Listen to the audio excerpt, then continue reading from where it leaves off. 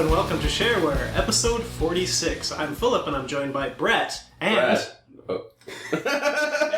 Our fastest... Oh, I see what you're doing. I like this. And I'm Josh. So Brett has his introduction done for him, and I gotta pick up the ball. Very slick. Alright. I don't know what just happened. Each host brings their own topic, and every episode ends with a game club, where you all play along. This week's game club is NieR, in which we play through Retrieving the Dark Phantasm Sealed Verse. Timestamps for each of the segments can be found in the show notes. Now, Josh, what is your topic for this week? My topic is a mobile game from last year that I somehow completely missed out on until just recently. It's called Solitairica, and I've been having a lot of fun with it. All right. And my topic is a real game. Oh,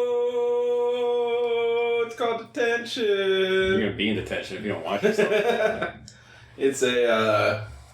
Spooky. Spooks? It's a spooky spook game. I did a stream of it, and I had an extremely good time with it, despite it being an adventure game. Ooh. An adventure game. All right. Reaching out there. And then my topic will be Obscure Game Mechanics, or the hidden mechanics of games, and whether that's a good or bad thing. So I'll jump right in. Okay. Games such as Minecraft, where you have to go to a wiki to learn how to play. Is this what are your opinions on that? How does that affect your enjoyment of the game? So you mean like game design where it doesn't tell you in the game Yeah. what you're supposed to do. It's not feasible to really learn it just by playing. Yeah, that's basically the reason I came to hate Dota. Which is funny because Dota actually does a much better job of explaining its mechanics within the game than Minecraft does, with the exception of the console version. Console Minecraft actually solved a lot of that stuff because of having the recipes. I've never played the console version. What does it do in the console version? In the 360 version, and I would assume the Xbox One version as well, I don't know why I specified, and I think basically all the versions except the PC one, all the recipes are in the game. You just have to find the components and build them. If you have parts of something that would lead to a recipe, it shows you what else you need to combine with those components to make things. So like if you have sticks, it'll just be like, hey, find some stone and you can make a pickaxe with these sticks. Okay. And that kind of thing. And they also like fleshed out the tutorial system, which I don't know what the tutorial system looks like in current Minecraft. There's kind of what they did is they made an achievement system and called it in a tutorial. It's like punch a tree. Punch a tree, that's your first achievement. So then you go out and get some wood and, okay, now you're playing the game. So their tutorial is basically read the achievement list. Yes. It's a little more fleshed out in the console version. But there's so many things that you would never learn if you were just going off that achievement list. So you're still having to go online, which has some benefits to it as well. I mean, building a community. Like, you're not necessarily going to a wiki. You might go to a forum and say, hey, how do I get to the nether? Yeah. And then... What were you going to say, Brett? I was going to say the tutorials, the endless YouTube Let's Plays. Yeah, well, that kind of exactly. It creates a community. A community of very shrill, very annoying people with no lives. I do not enjoy those, but yes. Yeah. So another game which doesn't quite fit that whole built around obscure mechanics, but I've been playing Pokemon, and there's a lot of mechanics that are not explained. They so if you're just playing the base game, beating the Elite Four or whatever, it's possible for a 5-year-old to do this, even if you don't understand the difference between like attack and special attack. But there's so many things that are not explained as far as like a move's secondary effects, such as a chance to flinch. It says a chance to flinch. It doesn't say 20% chance to flinch. You have to go onto a wiki to find that out. And that's been annoying me a whole lot. I've been building a cereal-based team. So I've got my Toucan Sam and Kellogg's. Yes. Kellogg himself. Wow. Mr. Kellogg. But yes, to build these teams, there is no way to do it with just the game. You have to have the wiki, and the Bulbapedia is like insanely in depth. But without that, it wouldn't be the same. It wouldn't be fun. Look, here's how you beat every guy in the game. You get missing no, and you just fuck up everyone's game cards. That's it. Starting with your own, yes. Starting with your own. You can't win without making sacrifices. Scorched Earth Pokemon. Yeah, dude, you gotta fucking kill people, man. There's an ability in the game called Prankster, and this ability, the way it's in game description, I think it's pretty good about describing itself. It says, gives priority to status moves. So in Pokemon, the Pokemon with the fastest speed goes first, unless they have priority. So even if you've got a level 1 Rattata, if it uses Quick Attack, it's going to go first. Okay. So if your Pokemon has the ability Prankster and it uses Thunder Wave, for example, it's going to go first. This was abused a whole lot in the last generation, so they balanced it by making it so it doesn't work if your opponent is Dark type. But it doesn't tell you this. Oh. It doesn't tell you this at all in anywhere. Not an NPC. An NPC doesn't mention it. It doesn't say in the abilities description. So unless you are following Pokemon very carefully, you would just be using your Thunder Wave on a Dark type, and it would just say it failed. Yeah. And you'd just be like, what the heck? Why isn't it working? So... The thing is, that kind of shit in Pokemon, it always seems like... There's lots and lots of hidden rules in Pokemon, yes. Yeah, well, it seems like it's stuff that you should be able to figure out if the game's difficult enough. There are games like The Void or Pathologic, basically anything by Ice Pick Lodge Studios, and those are insanely obscure, and they don't explain fucking jack shit to you. But it's so blatantly difficult that you're expected to take every single piece of information you get and start testing it out, basically using the scientific method. That's one way that I really like this hidden mechanic. If it's not in a Pokemon sense, but in a... I actually sort of liked Minecraft trying to figure it out without the wiki. Can be its own reward where, oh, hey, I finally got it. That's like the principle of Dark Souls success in a lot of ways, and you're a big Souls fan, Brett, so I have to imagine that obscurity feeds into your enjoyment of the game a lot. Let's just say that at some point I'm going to bring out the final boss of Game Clubs, and it's going to be Pathologic HD. It's going to be a nightmare for everyone involved, including me for once. Well, I look forward to the suffering. Yeah. I'm sure that'll be a fun stream. And then we will make our own game called The Suffering, and it will be about having to game club horribly complex and intricate games. God.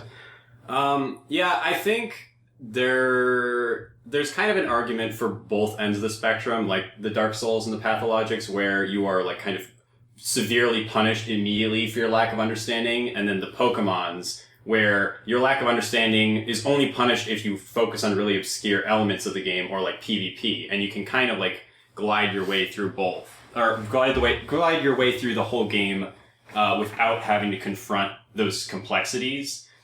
It's kind of another side of the coin of game development or game design rather, that I like a lot, which is when games allow you to basically set your own difficulty, not by picking it from a menu, but by choosing the intricacy of your play style and the game acknowledging that.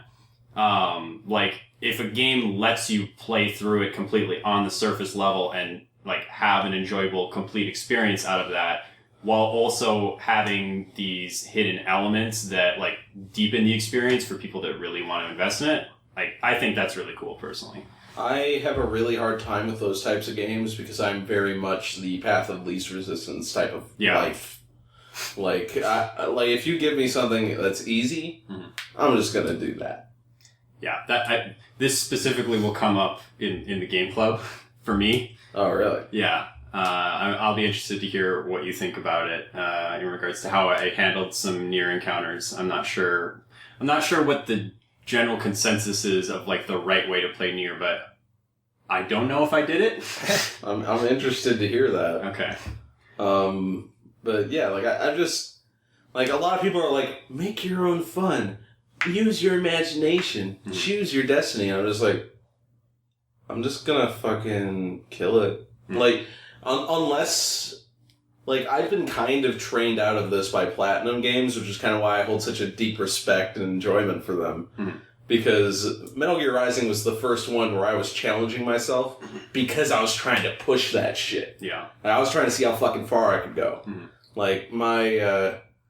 My crowning achievement in that game was getting one of the dual bosses down to 30% health while using the weakest sword in the game, the one that you actually downgrade to make worse on the hardest difficulty. You invest upgrade mats to make it worse? Yep. That is fascinating. It's really cool. It's a wooden sword. Yeah. And do you just like make it shorter or softer? What do you do? No, you just make it do like softer, so it just does a lot less damage, and you can downgrade it to -5. Jesus. And like a +5 sword is like twice or 3 times the strength. Okay. So this is a third of the strength. Wow.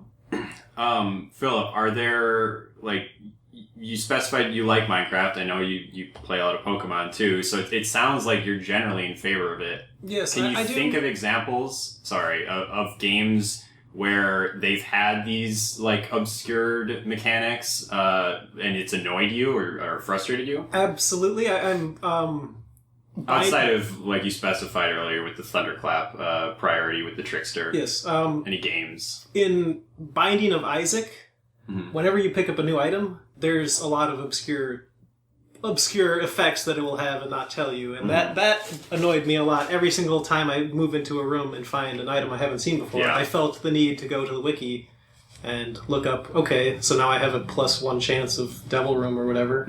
So that annoyed me. I guess it would probably annoy me more in Pokemon if I wasn't so used to it, but now I've learned mostly. Yes. Now it's like, okay, I'm breeding for this. Which are the egg moves? Got to go look up egg moves. So yeah, I'm with you.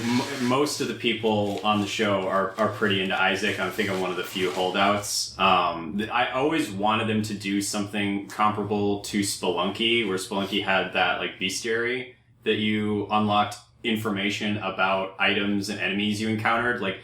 Even if it wasn't necessarily like the first time you get an item, it tells you everything. It'd be cool if it was like, oh, use this item 10 times over the course of your play, and then you eventually give you an in-depth, not just this is what it is, an in-depth. That like would be stats awesome. and stuff. Yeah, that's actually a really good way of handling it. In Pokemon, there's now a perfect example of that. When you beat the game, you're past the Elite Four, you're moving on to the battle tree, they call it. There is a guy who, in the previous games, you talk to him every single time you want to check your Pokemon's IVs, which is like your individual value. Each Pokemon can like be better than another Pokemon. It just has even of the same species. Yes, even of the same species. Some of them are just better. Changes. Yes, so you can check which what your stats are by talking to a guy, and then in this latest game, they're like, all right, we're done with that. You talk to this guy. Once you've beaten the game, you talk to this guy, and he'll give you the ability to do this on your own. Yeah. And that's the perfect way to handle it, I think, is because you don't want so many mechanics thrown at you at once, so that'll be overwhelming. They're not going to have an appreciation for it during their first run through. So after you've used it to experiment with it on your own, then they should give you the option to learn about it in-game, not out of game, because it's annoying to have to check somewhere else. Yeah, and that's kind of the closest thing I can personally draw to like a hard stance on this phenomenon. For me, if I ever have like if pulling out a wiki at any point is mandatory for my completion of the game, and that's not something that revolves around completion, but like in a lot of like adventure games, that kind of thing that have bad hint systems. That's why I'm not into that genre, because anytime I have to like close the window or pull up a guide like on my computer when I'm playing on the TV, like that just sucks me out of the game and makes me enjoy it less. Shout out to I Have No Mouth and I Must Scream, the single worst experience I had in gaming last year. Jesus. Yeah, we I don't know if you watched any of our Extra Life stream. We played through I Have No Mouth and I Must Scream, and we spent literally like an hour reading straight from the guide and following it word for word, and still ended up getting like locked down in bad paths, and we had to like redo it multiple times because the guide was like phrased in such an obscure, like in such an ambiguous way that it was still possible to make choices that would insta-kill you later. How old is that game? It's old. 94 or something like that. So that's a bit more understanding, but still annoying. Yeah, it's not something you bump into as much these days. The genre's gotten a lot better. Even games that like pride themselves on being like old school style adventure games generally have a sort of like leveling hint system where you can get like a basic amount of information, and then if you're really stuck, they'll reveal more and more to you, which is nice. And that would be a good segue, but the topic's not done yet. I sort of don't really have anything else to say. It could be done. I think it's Yeah, it's cool. Like you said, the communal aspect I think is probably the most interesting. It's really element. that's the argument for having it in. I don't see a lot of other reasons besides being hard on yourself. I have another reason. Okay. As I'm sure people who have been following this podcast know, I have had an insane amount of free time in my entire life, basically. So you're the one that makes the wiki, right? Kind of. I just don't publish it. Okay. Like I've the internal wiki. I've always ever growing. It's a weird thing. Like I hate these games, but I love how I hate them. Mm-hmm. And like, because it just makes me go like, okay, fine. Like when a game finally makes me just fucking buckle down and be like, okay, you want some of this, fine, let's fucking go. You have convinced me to literally start taking notes about your shit. Mm-hmm. All right, we have entered the next level. Like I fucking love that shit now. Like I used to hate it as a kid, but even then I think I liked it. I just didn't know what. You're opening up your 3DS notes to say, all right, here's this note. Pretty much. Like I have a huge notebook that I used for a game called Umineko no Naku Koroni, which was a mystery game. It's a visual novel. You're not going to read it because you're not insane. But it was like 100 hours long, so you couldn't just rely on like memory to solve the mystery. You had to really write shit down. Unfortunately, I wasn't able to solve it because with the translation at the time, it was nearly impossible. Too ambiguous. Well, the thing is that obviously until the mystery is solved, nobody solved it. So the translation... like the whole player base hadn't figured it out. Yeah. Okay. So the translators, like, they didn't have access to the whole story from the beginning, so they didn't really know what was important and what wasn't, what phrasing was important and what wasn't. So there were, like, subtle dropped hints along the way that, like, were just lost on the translators? Yes. Damn. And... that sounds frustrating. This is the brutal part. You were also, like, this is how you were meant to solve it. You are meant to have a knowledge of English and Japanese. Like, even if you're a Japanese player, you have to know English in order to solve it. Wow. Like, it was a really hard fucking riddle.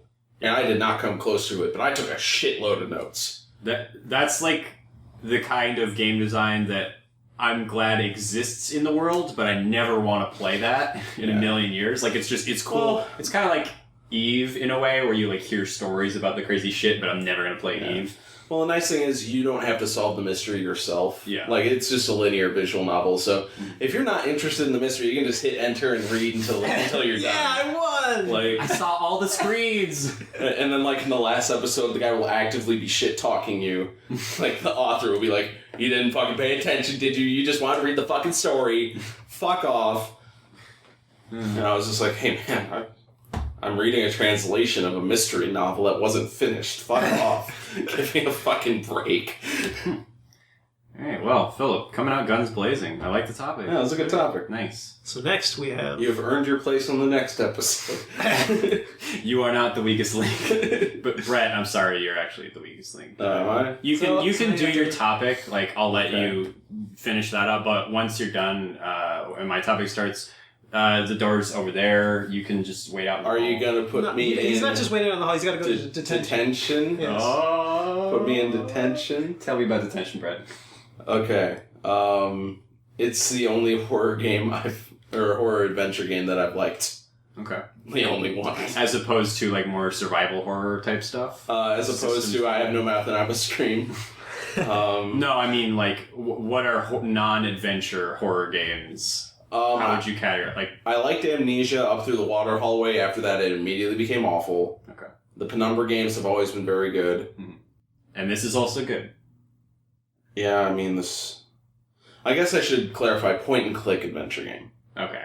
Oh, so this is That's what adventure means, isn't it? Well, the I mean, genre's gotten a lot more broad, I'd say, in the last 10 years, with like, stuff like The Walking Dead and that kind of thing being adventure games as well, in like the common vernacular. So it's good to specify. I would say Amnesia and Penumbra, those games also have adventure game elements. Like, there's a lot of puzzles and stuff to solve. Okay. With like inventory collection and stuff you use in later environmental puzzles. Yeah. So, like, it's gotten a bit bigger. Point-and-click adventure is just like, side-scrolling, blah, blah, blah. Mm-hmm. You do not use the keyboard at all in this game. Okay. So it is just point and just click. Just point, just click. Cool. I fucking adored this game, which I didn't expect at all. Like, I started playing it, and I basically just went like, this is $12 on Steam. People probably don't want to buy it without sight unseen, because it's only like 2.5 hours long. I bet it. Yeah, and so I was like, okay, that's a stream game. That's a game that I can get someone streaming.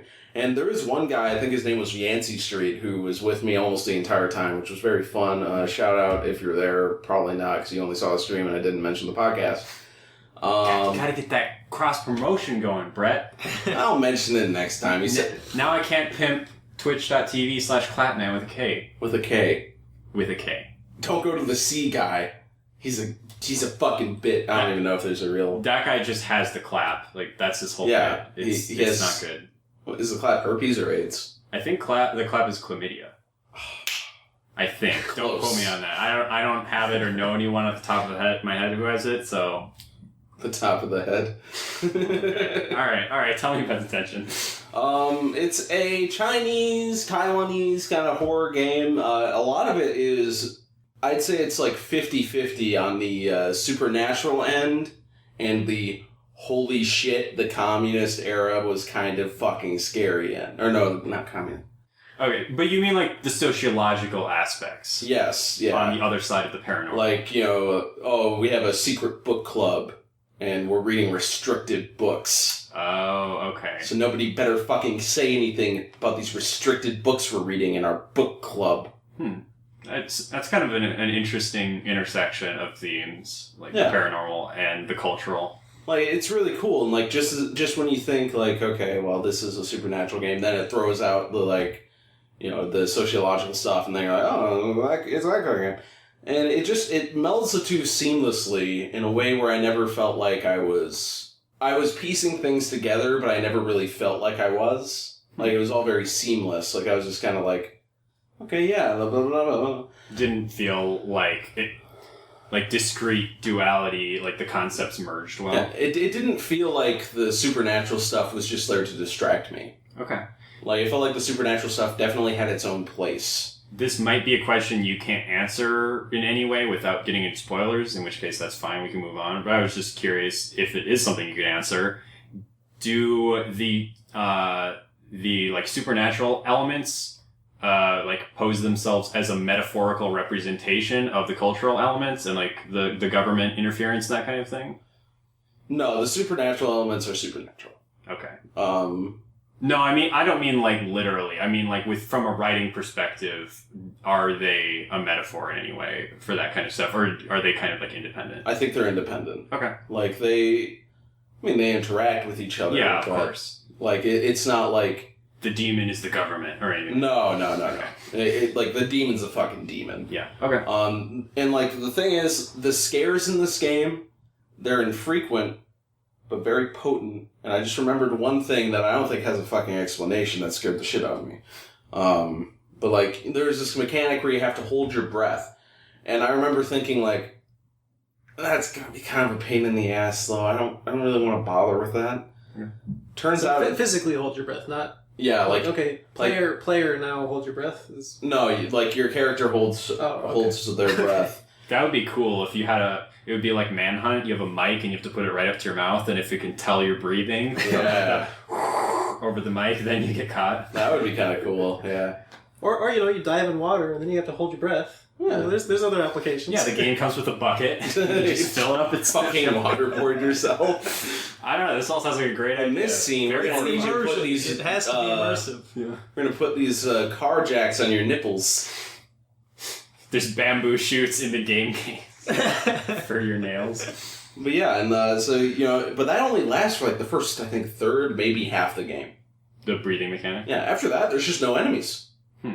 Like, it's really nice. As soon as something feels like, okay, this is kind of getting annoying, it fixes it. Like, it lets you get to that point where you're like, pain in the ass. I've seen what I need to see. Yeah, it's just like, this is a pain in the ass, I don't want any more to do with this. Oh. I don't need to. I don't have anything more to do with this. Awesome. So everything sticks around just as long as it has a use. Yeah, that's sounds perfect for, what would you say? You said it was like 2.5 hours? For me, yes. It looks like most people took 3.5 hours because... They suck. Kinda they suck. Also, I just had a guy who's really good at asshole-ish horror games in my chat. Oh, and if you were like getting stuck, he would kind of help you? Yeah, he only really had to help me one time. The other times I was pretty on top of shit, but that one time probably would have taken me like half an hour to figure out. That's one of the more refreshing trends in mostly indie game development in the last few years, is that very like tight economy of design where you have concepts that are just introduced and thrown away within like a 45-minute period. Like that's one of the things I really liked about Inside is I know you weren't a big fan of it, but like they never dwelled too long on any one mechanic, and there were a lot of things that were like really distinctive that you only saw for like 10 minutes of the game, which I respect. Yeah. It's man, I fucking love Detention. Like it's... You don't hear that every day. Actually, I had a really good time in Detention in school too. Yeah. Like I'm sure as you guys have cottoned on, I'm pretty charismatic. So I would often just go to Detention and then I would just start up a conversation with the teacher in charge of it. Nice. And like all the other kids would be sitting there sullenly just like staring at a wall, just like, I can't believe they put me in prison. I gotta be in this joint for 2 hours. And I'm just over here, I'm just like having like, not being edgy, just having a nice chat. And just like, hey, yeah. Nice. Do you mind if I look at my phone here? Okay, thanks. I just want to check something real quick. Can I read a book? That's another thing. Like, Detention teachers loved me because I would just read books all the time. Yeah. So whenever I got in Detention, it'd be like, I gotta read a book? Say it ain't so. Phillip, you strike me as a little more straight edge. Were you ever in Detention? I was not. I was never in Never? Detention. Not once? Not once. Wow, did you never like stab a kid with a pencil or? Oh no, I just never got caught. Yeah. Oh, nice. You have to not get caught. If you get the pencil all the way in their body, there's no evidence. That hole was there when I got here, teacher. Duct tape it up. You put duct tape on himself, I don't know why.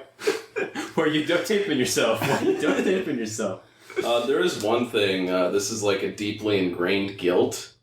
And I to this day, I have no idea why I did it. But Shareware real talk? Well, no, I do have a reason why I did it. Okay. At one point, I was pushed off the top of a slide. On the playground? Yeah, and it was a pretty tall slide. I was bleeding pretty freely from the head. Damn. And then, like, a year later, I was at a different school, and there was this kid in front of me on the slide, and I was like, I'm gonna push him off. So I did. Pay it forward. And the thing is, I never got caught. What? I never got caught. I just walked away.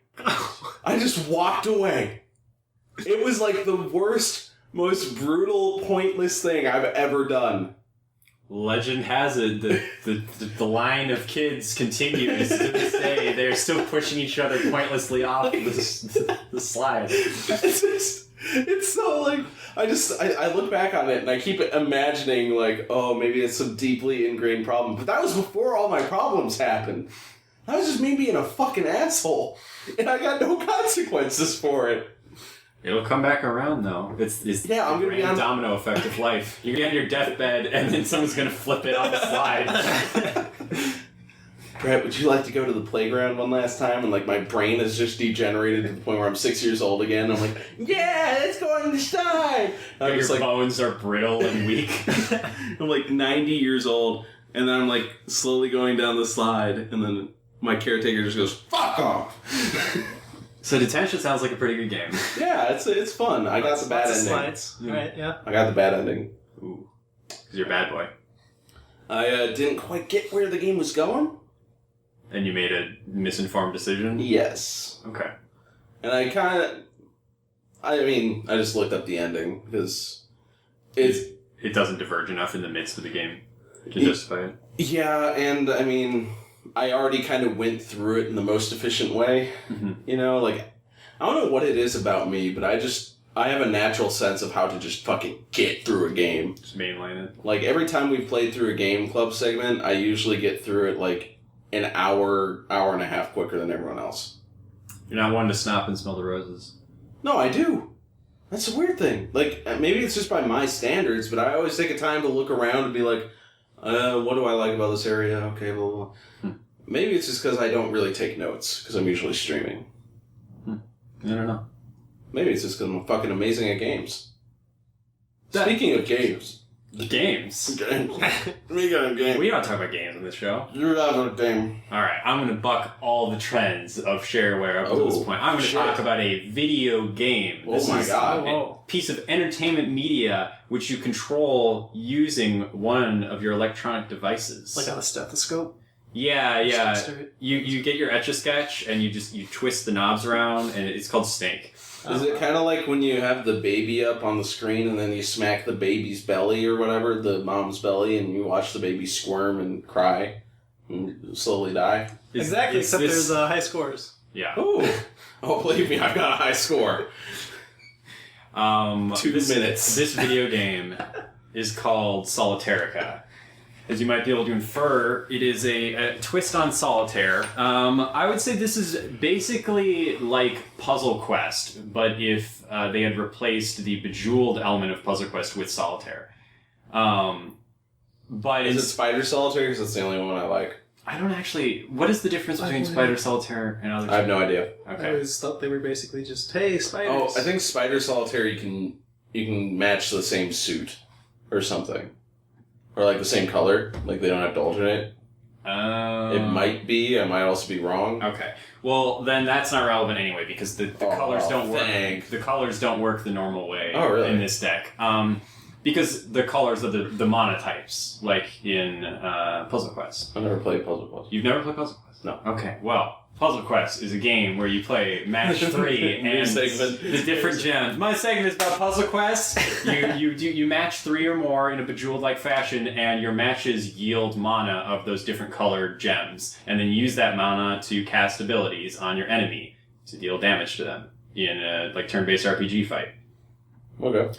In this, you're not shifting around gems. You're playing Solitaire. The cards are of 4 different categories. There's orange, which basically boils down to physical attacks. There is blue, which is defense and stuns. There's green, which is either reorganization of the cards on the field or learning information about the hidden cards, because, it's all face down except for what's the most present line of cards.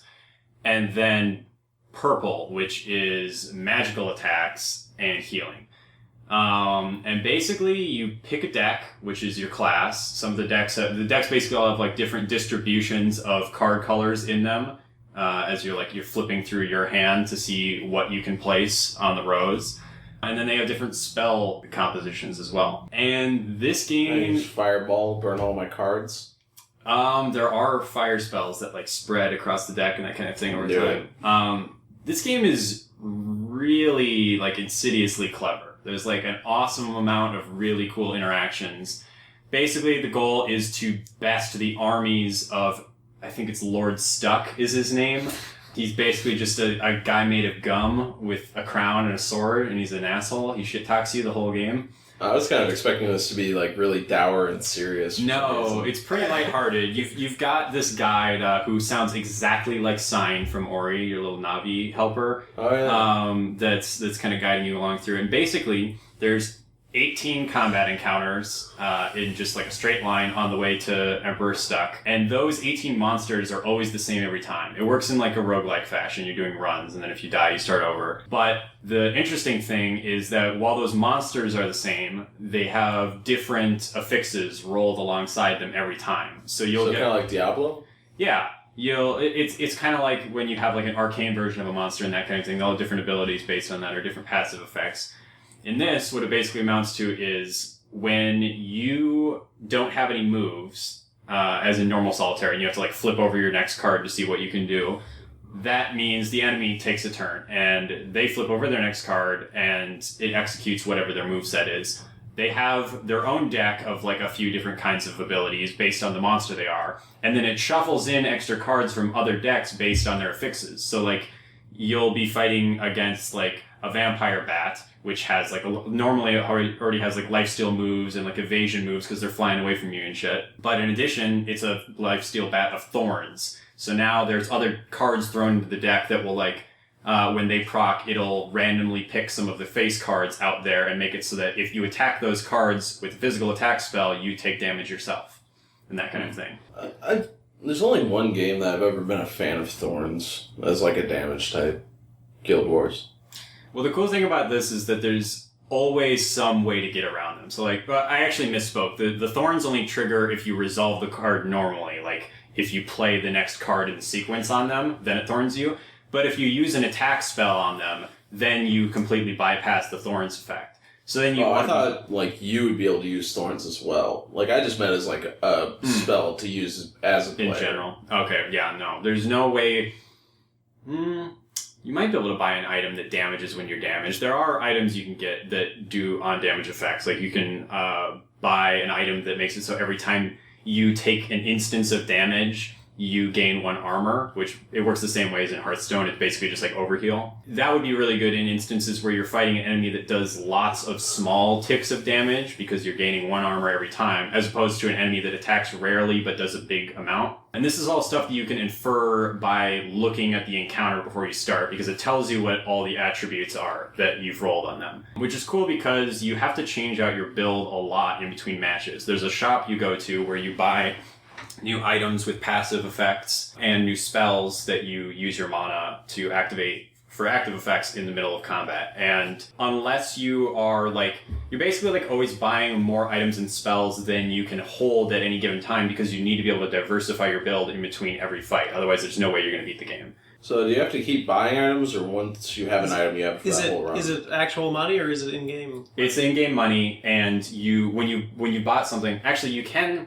So this is the game you buy all at once from the game? So the game it's $4 on Android and iOS, and then you can buy the premium currency as a microtransaction. I've found zero reason to do that. Basically, all that does is unlocks new classes for you, and I've been getting enough premium. Like, I hadn't even completed the game with the first class, the warrior, by the time I did beat the game with it, I had enough currency to buy any of the other decks I wanted. Okay. So which one did you get? That's a good way. That's the way to do it, I think. Yeah. So like, if you open up the game and you immediately scroll to one of the later classes and you're like, oh, that looks really cool, I want that right now. You could drop a couple bucks on premium currency and buy it right away. But otherwise, it just works like Call of Duty multiplayer, where you're getting upgrades at such a clip that there's really no reason to spend extra money. Sorry, what did you say, Brett? Which one did you get? Oh, I've just been going in chronological order. So right now, I am on the Wizard. Oh my god. Yeah, the Wizard. That's so lame. Wizard's pretty cool. Wizard doesn't have any healing, but they have this interesting synergy where their attack spell, which I think every class has some kind of attack spell. At least the Warrior has an attack spell. It costs 3 orange mana, destroys a card. Pretty simple shit. But the Wizard's attack is like a mana steal attack. If you attack a purple card, it doesn't just destroy the card, it doubles the mana yield of it, because you get the mana of any cards you destroy in the field. So basically it means that you get a free zap, which is your purple spell that costs 2 purple mana and destroys 1 random card from the back row. Oh, that sounds nice. So basically, anytime there's a purple card on the field and you attack it, then you can immediately follow it up with a zap. There's lots of cool synergies like that. You're constantly finding interesting ways to tie in your kit between the items you get and the spells you get, and the interplay between what the enemy can do. It's a really, really fun game, and I highly recommend it to anybody that's into these kinds of turn-based combat games. Anyone that likes solitaire.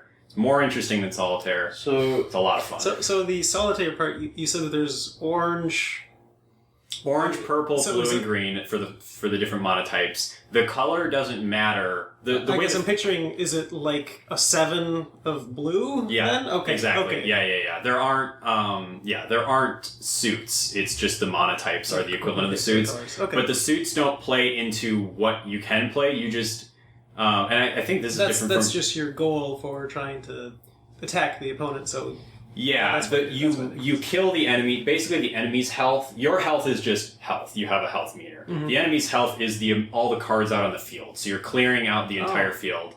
And you can go up or down. I haven't played Solitaire in years. I don't remember it. Can you only go down in normal Solitaire? You can only play on the lowest card. You can grab the top cards and then. No, I mean if a card that you want to play on is a 7, can you play a 6 or an 8, or can you just play a 6? You can only play a 6. Okay, in this you can go up and down the deck. Okay. Oh, weird. Which is interesting because you can basically if you have something where there's 3 6s and a 5 and a 7, you can zigzag up and down the deck to clear out a ton of shit.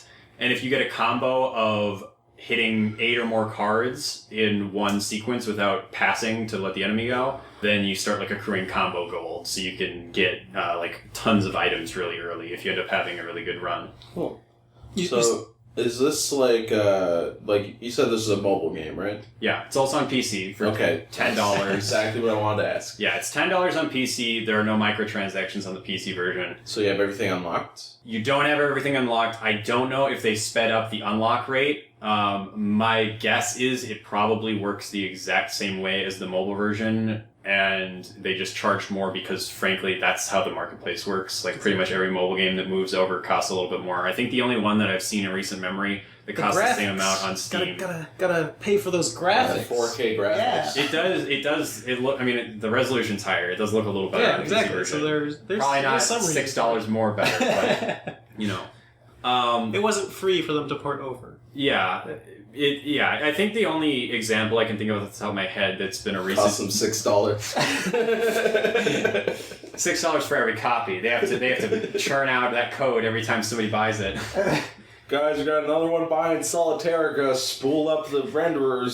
Somebody just sits at a computer and types out the code for Solitairica again. All the animators draw the cards again. Reigns was the last one I could think of. That cost the same on PC and mobile. But generally speaking, the PC version costs a little more. That game was a good hour and a half of messing around. Yeah, this game definitely has more content than Reigns. I probably have 6 hours in it, and I've beaten Emperor Stuck once on that first deck, and I'm working on the second deck of 6 classes, I think it is. Nice. So if I keep going along at this clip, I'm better now, so I'll probably beat the other decks faster, but I would guess I'll probably get easily 15 hours of this. And then you can get the true ending. Yeah. Unstuck. You play as Stuck's inner conscience. Yeah. When did you say this game came out? A year? This game actually came out mid-2015, and I just didn't hear anything about it until literally 2 weeks ago. I don't know how it slipped by me, but I'm glad I found it now, because basically anytime I have a few minutes of downtime, I'm pulling it out, and it's super fun. Obviously, because it works like Solitaire, it's really easy to pick up and put down. Is that what appealed to you? Was the Solitaire part, or was it the... It kind of both. I used to play a ton of Solitaire on my old click wheel iPod, because that was one of the only games that really worked with that format. It was that and Peggle, and then there was this one... Oh, you had Peggle? Yeah. Oh, fucking lucky. I just had a shitty Breakout clone. Yeah, Breakout, that's right. And then the last one was there's this weird Final Fantasy tower defense game. What the fuck? That came out for iPod Video. Your games were so much fucking cooler. They're not built in, though. You have to buy them on iTunes. Oh, alright, never mind. The Peggle and the Final Fantasy, not the other ones. If it came baked in with that shit, that would have been amazing. Yeah, that's what I thought. I was like, Jesus, I got gypped.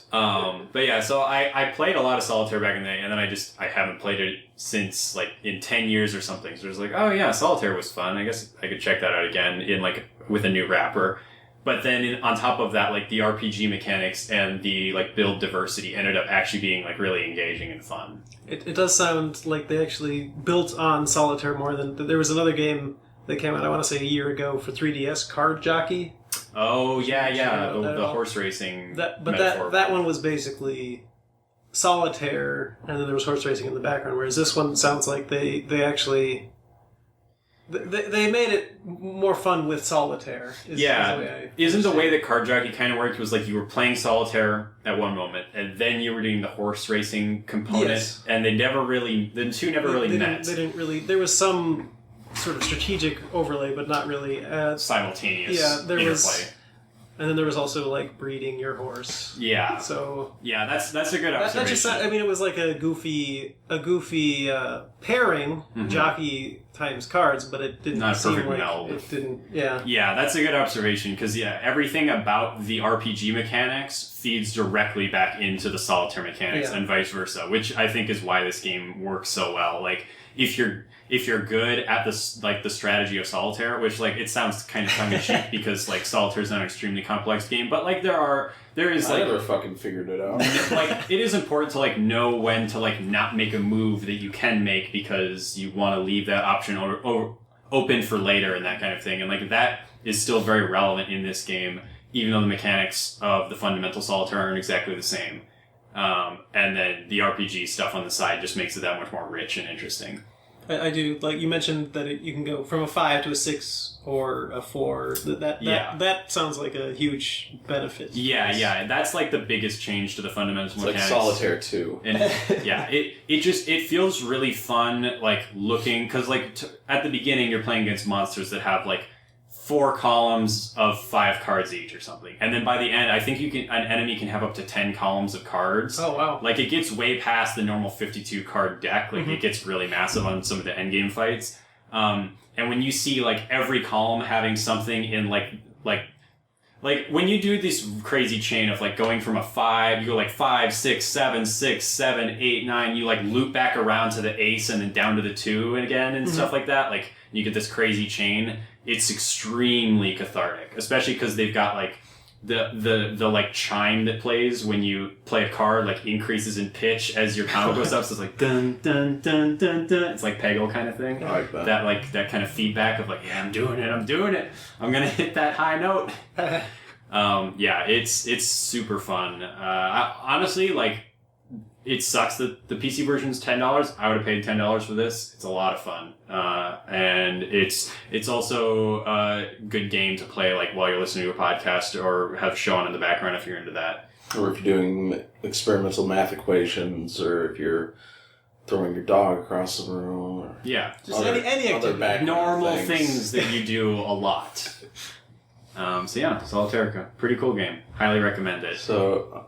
I'd just like to add a little bit to this topic. You're talking about 3DS and you mentioned animals, and that made me think of Nintendogs. Yeah. Did they do a Nintendogs for 3DS? They must have. Okay. With release, but Okay. I don't really know much else about it. I got so fucking mad at Nintendogs, and Nintendogs is the only game where if you get mad, you're actually like abusing a dog.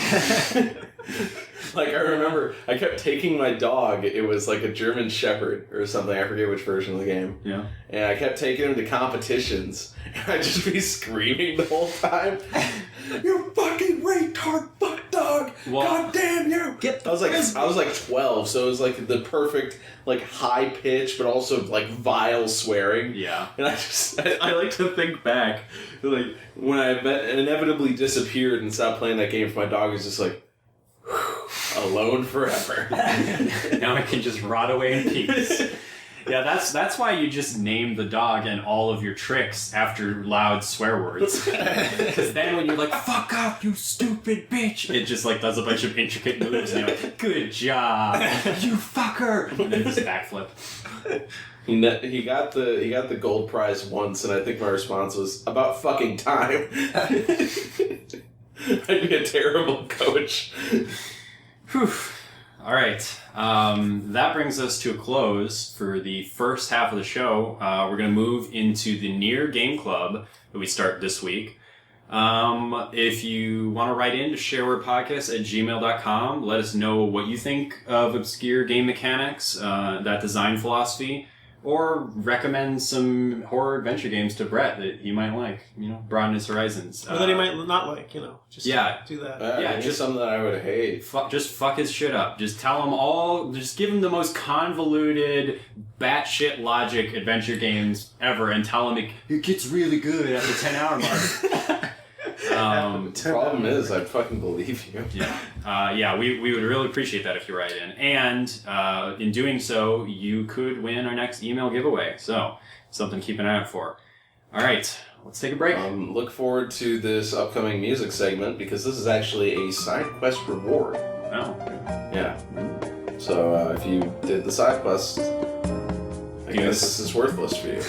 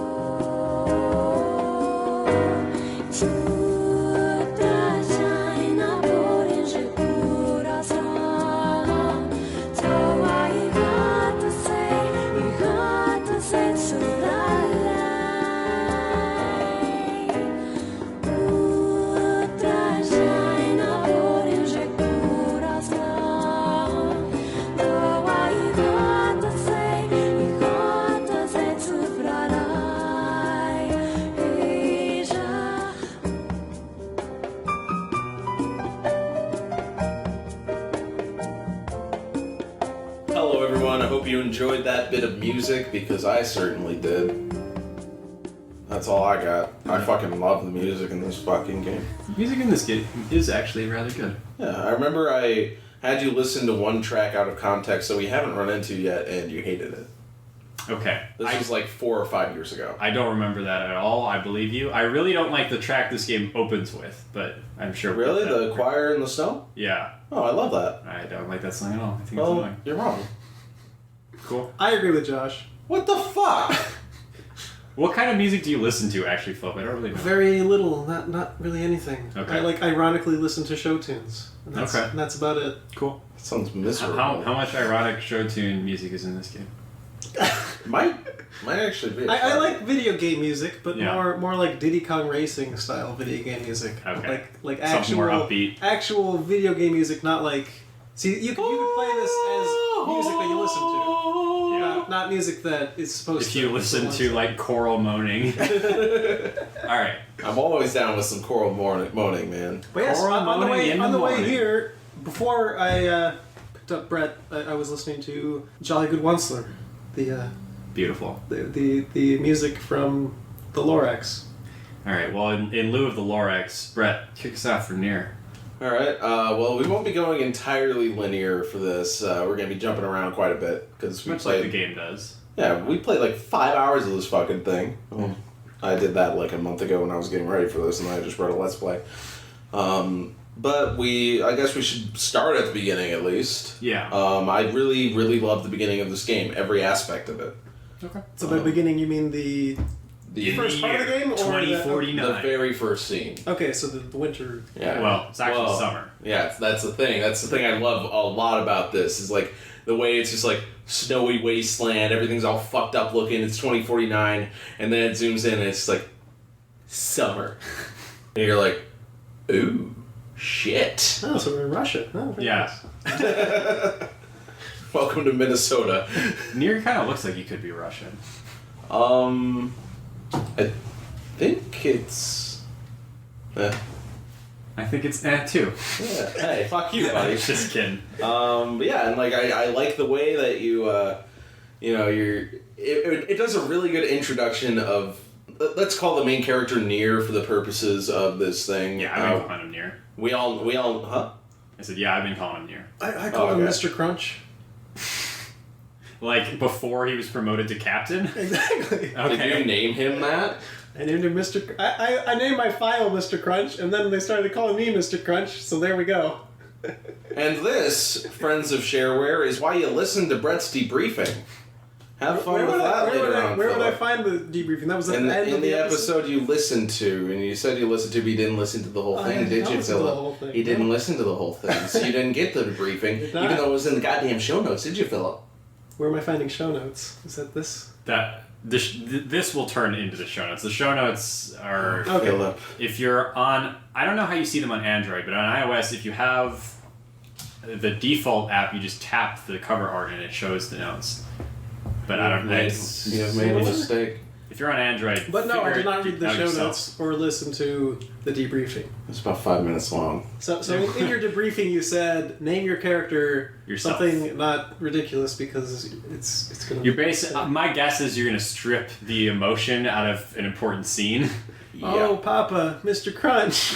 God damn it, dude.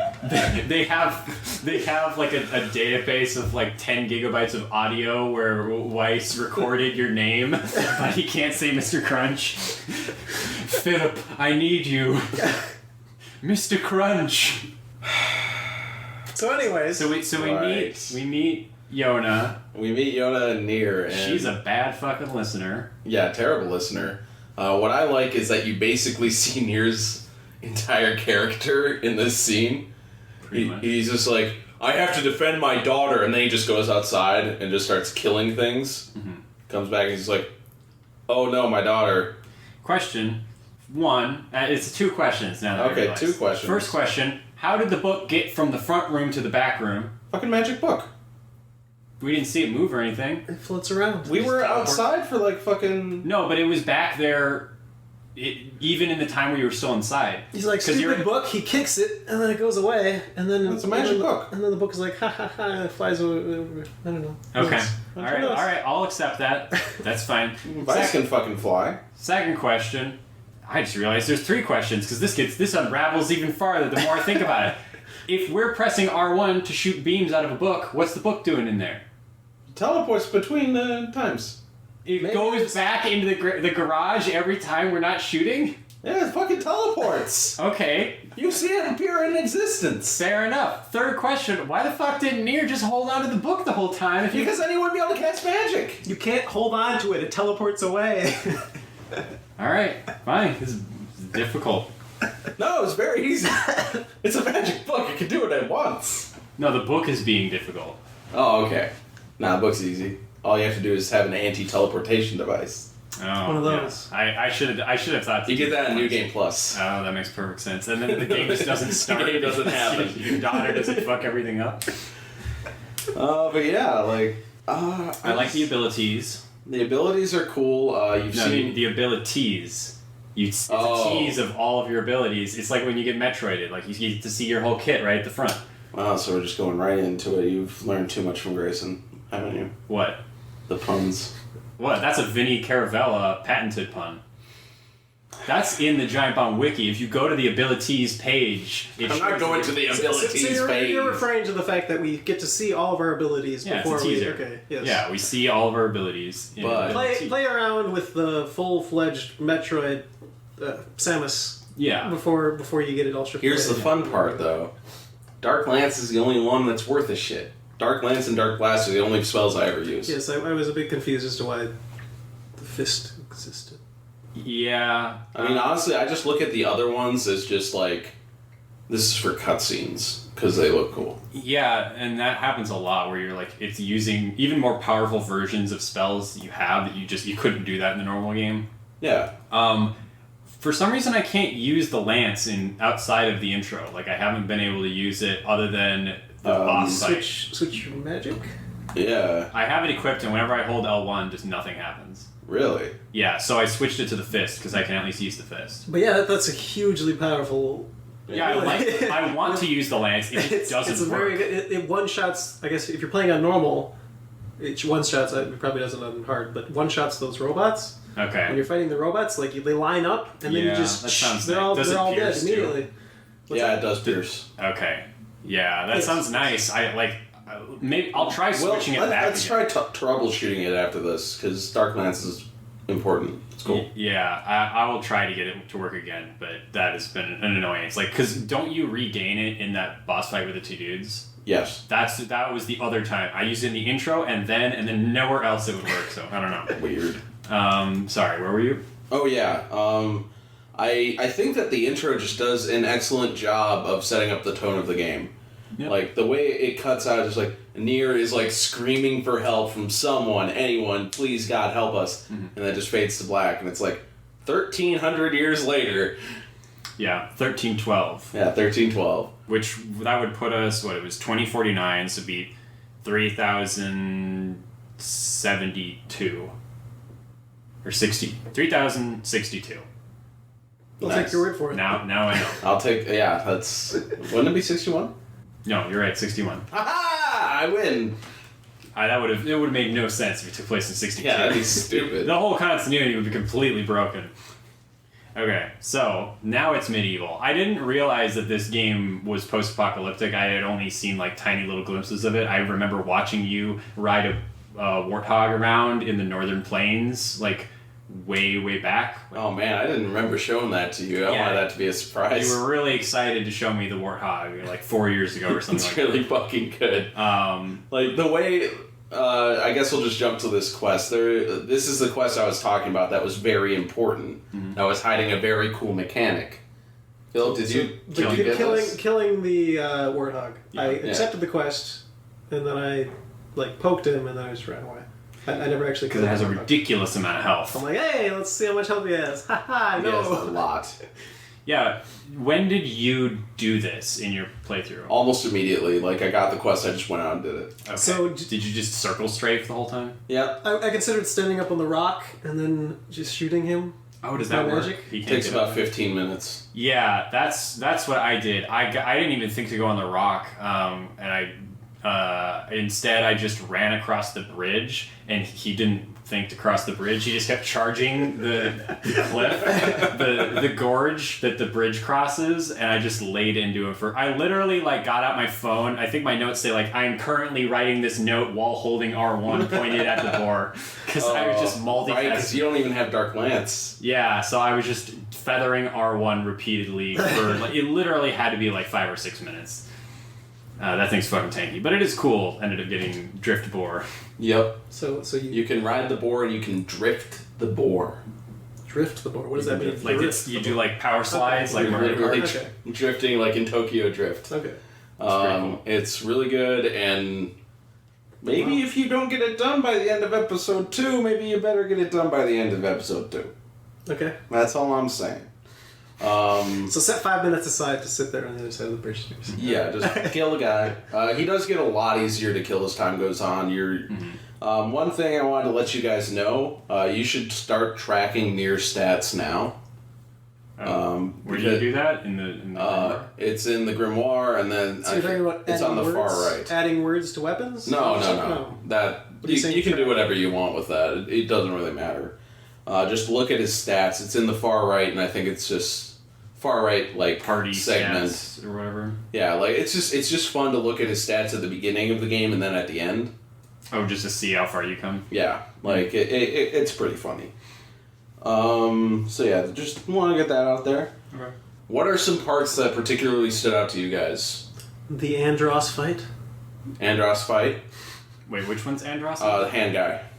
That's the guy from Star Fox.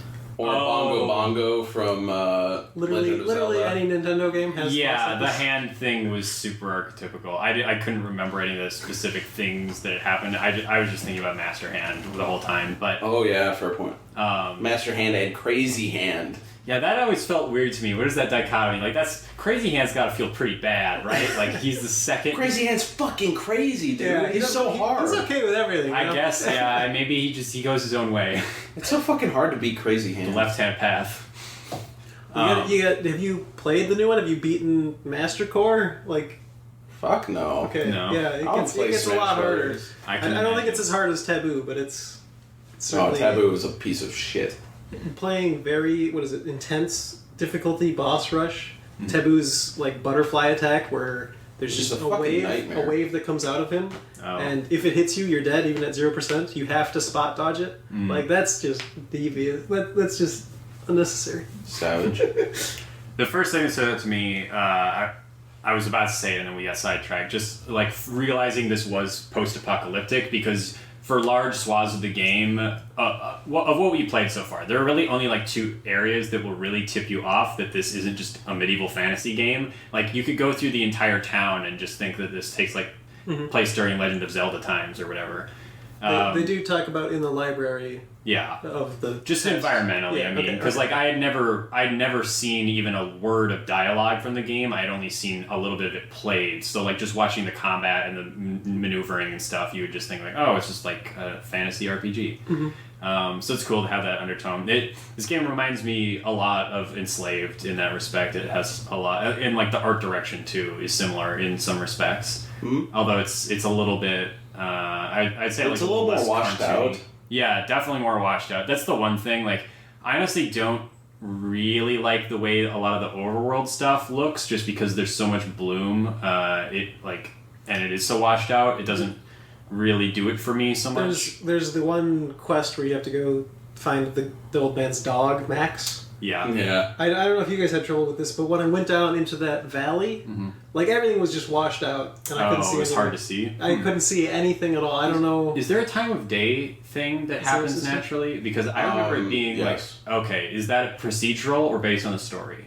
It's random. Except for when the story needs it to be one thing or the other. Okay, so I think just by happenstance, when I went down there, the sun was setting, so it was actually really easy to see because everything had like an orange. But I was just blind. Like, I can see their health weird. bars. I'm shooting at health bars, but that's it. Like it shouldn't be that washed out. It was weird. I was wondering if there was something going in on. the video setting. Maybe the camera got jacked or something. But yeah, like I definitely like the interior settings a lot more. In the interior a lot of times like. The tower we first go to, what is it, the abandoned shrine? The Lost Shrine or something. Lost Shrine. Like, that place reminds me a lot of Eco. I don't know, did you ever play Eco, Phillip? Okay. No.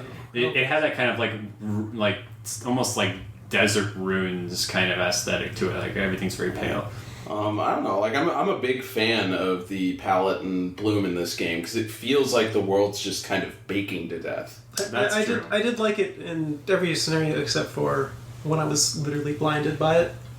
Yeah, I don't know how that was happened. okay. That has to be something with your TV, because it's never that bad. But I wanted to float an idea to you guys, now that you've had a little bit of time with the game. This is something that occurred to me while I was playing it this time, because obviously this time I was less like, I was less into the game and more thinking about it. This game might be a very, very sarcastic adult Zelda. Absolutely. Yeah, I could see that. I mean, this is like the first PlayStation. I've played Metal Gear and stuff, but I don't play a lot of PlayStation or even like this type of game. But yeah, that parallel to Zelda. The moment the book falls on the floor, I'm like, if this was a Nintendo game, that book would float up and start talking to us. And then that's exactly what happens. That's funny. So yeah, I could definitely see that, especially in the way they handle the open world, because it doesn't have a lot of those rigid systems you see in your Skyrims and a lot of those style of open world games that have become popular in the last 5 years. Like, the way they handle quests in this game, and they're even a little bit more in the direction than Zelda, but like there's no quest markers for side quests in this. Like in Zelda, if you talk to a shopkeeper and he's like, damn, I wish I had 500 rupees, or he's like, oh, I need someone to blow a hole in this wall or whatever. In Zelda, they're not going to put it in a quest log and have you mark it and then it puts a thing on the mini-map. You're just going to have to remember to come back there or talk to him again. Yeah. That's handled the exact same way in this game. Yeah, like I was just I was playing through it and it's just like, it really does feel like if some 13-year-old kid came up and was like, I want an adult Zelda. And Yoko Taro just looks at it and is like, okay. That was their goal, was they enjoyed Zelda, but they wanted to make their own Zelda and one for more mature audiences. Oh no, that's why I think it's sarcastic though. Like I think they were just going like, fine, want more adult Zelda. We're gonna make the combat boring. we're gonna make you have Zelda's to grab 10 combat's things not of that mutton. good. Yeah, that seems a little part and parcel with Zelda for me personally. Although you do get the item progression, which is kind of like the combat hook for Zelda on a long-term scale. I don't know that this game has any of like you're not getting abilities. You're never really solving puzzles. Like you get new push the abilities. box once. That's true. Oh, That's yeah. very Zelda. The box, yes. We've done that twice in this game so far. Yeah. But yeah, like it seemed like I did it 3 times, but when Oh. I went to when you Oh, go yeah, to the post office, you can push things around, but Yeah. there's no point to it. yeah. Yeah, what the fuck was that? Maybe it'll come up later. Yeah, I imagine it's gonna happen later. Maybe I solved that puzzle 3 times thinking that I got to the part where that was supposed to come into play, and then I didn't until I finally did. And I solved it a different way each time, and I kept getting myself very confused. That's funny. But yeah, like I don't know, like I like that kind of interpretation just because it's so different. Like the thing about this game is that the director Yoko Taro, this is a very divergent game from what he normally makes. Mm. Like Drakengard was his first game where your party members are I think one of them is a pedophile, the other is a cannibal, and the other is a small child. Bit of a motley crew. And at one point you're slaughtering a bunch of child soldiers while the pedophile berates you for being a bad person. Okay. So I just want to protect my daughter. Is on the other side of the spectrum. yeah, like it was it was Dynasty Warriors-esque. You were picking missions and stuff. And this one, it's an open world game. It's a huge divergence. Oh, quick aside, because there's no good place to bring this up, but it needs to be brought up. Where the fuck are NieR's eyebrows? They're just very. Does anyone else get really disturbed when you see his face in cutscenes? Yes. I actually did not notice the eyebrow thing. I gotta admit. He doesn't have eyebrows. Speaking of things that aren't there, did you guys notice the sun? No, I didn't. I just figured it was like supposed to be super cloudy, like really high No, up. there's no sun. Okay. Interesting. Also, it's never night. Yeah, I did remember them talking Yeah, about that. someone does mention that. There's if you're playing this and you haven't been talking to the NPCs much, strongly suggest you do, because a lot of the things you look at and just go, video games, like it actually does have an explanation. Okay, would we have found that explanation by this point if we had talked to someone that we missed? Or is that Probably yes. Okay, then I guess because I've been pretty thorough. They never go like, oh my god, the sun isn't there, but something's up. There's something funny. They mentioned that the sun's always up, but did Yeah. they mention why? Is that what you're saying? We could find out why? No, nobody knows why. It's just alluded to. It's just like that it's a that's fucking weird. factor of the world. Look Yeah, at the sun, but it's still light out. I didn't catch everybody in the fishing village, but I'm pretty sure I've talked to everybody else in the game as much as I can. Period. Cool. They've usually got something interesting or funny to say. The only thing that bothers me is that, like, I wish they would have recorded more than one passing by line, because there's a sale on vegetables every fucking day in this game. And it's at that point, it's like, it's not worth saying, just the vegetables are always 80% off. That's just what they cost now. You're falling into a marketing ploy, old man. Oh yeah. Speaking of which, I did suggest you guys do the side quests, because the side quests they never have like vital information about NieR and Vice, but they almost always come with some banter as you do them. Like Vice just berating NieR for doing all this dumb bullshit. Yeah, this is exactly what I was talking about when we were discussing like the posters in Shadows of the Damned, where I just wanted them to crank out just more, even just like half-assed, just like some banter over the top of stuff. This is nice because basically anytime you have side quests out, while you're walking around, they'll be giving you like preliminary information about it, usually in a funny way. Yeah, like Vice is always real acidic with his biting commentary. Yeah. I do wish they were a little more consistent in what they chose to voice act and what they chose to have be text, because some, like, even in the middle of a conversation, it will switch between the two. Mm-hmm. And for me, it's a little bit jarring. Like, absolutely. I almost would rather they just never voice acted anything outside of the rigid cutscenes for the sake of consistency, because when I'm... Because you're zoning out, you're just listening, and then... Yeah, you're buttoning you want me to read now? Okay, fine, I'll take over. Yeah.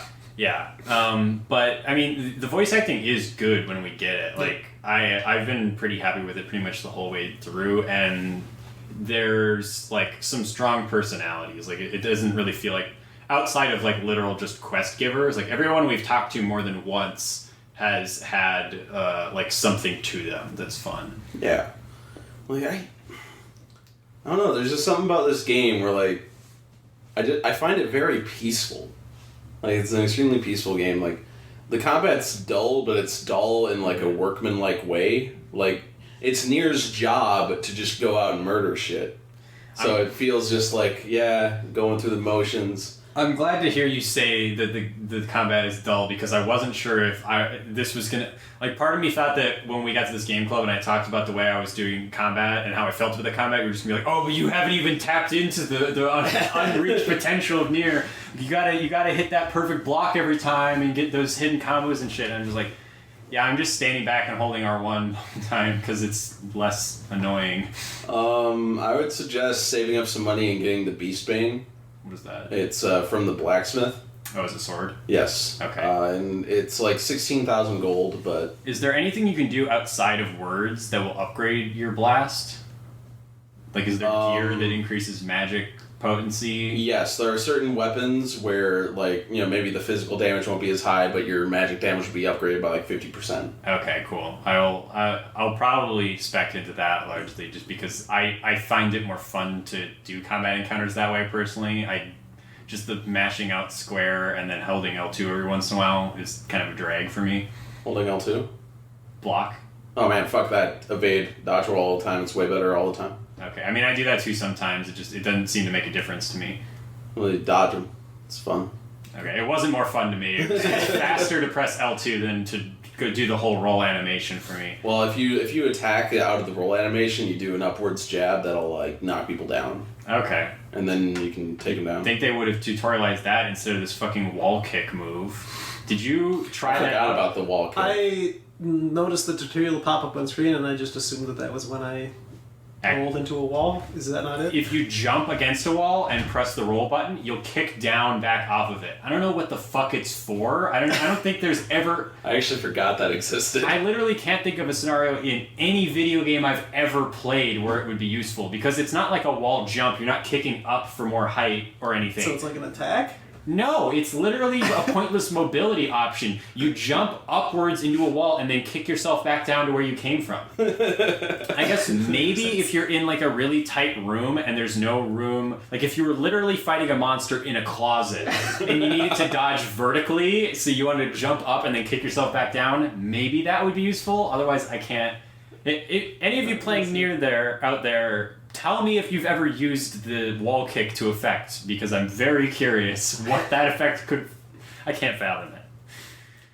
So we've got combat, but we've also got kind of puzzles, but the game Every really once in a while. does jump all around. I don't think it really delivers a full product of a puzzle game or a combat game or anything else, but it does have some of everything. There's even, when you're climbing up the bridge, kind of platforming. You do go side-scrolling every once in a while. Mm-hmm. Oh yeah, that's one of my favorite things about this game. That was like the one thing that's the one thing I actively like about the mechanics of this game. The perspective switching is cool. Mm-hmm. And you go into a building and then the camera goes to the side. Yeah, that presentation is awesome. The way they do, like, it almost feels like Paper Mario, where they're doing like the house cutout thing, where they've like bisected one of the walls and you're peeping in. And like going up the lighthouse, did you do that in the fishing village? That was cool. Just from a presentational aspect, but even beyond that, mechanically, like you said, when you're going up the bridge that leads to the junk heap, that becomes like a side-scrolling shooter for a second. So far, it hasn't really been like mechanically taxing in any way. Like the platforming is never hard, and the combat is never difficult in those sections.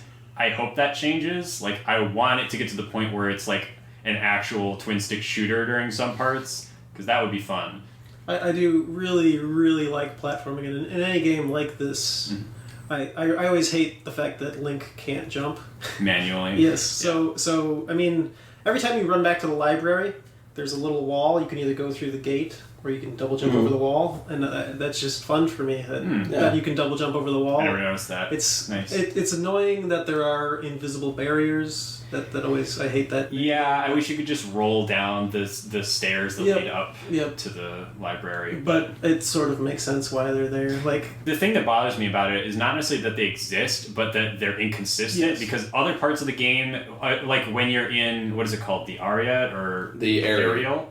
Area. where you roll off The area. Yeah, when I got to the area, I'm like, oh, obviously there's going to be invisible walls everywhere here because Me too. why would they...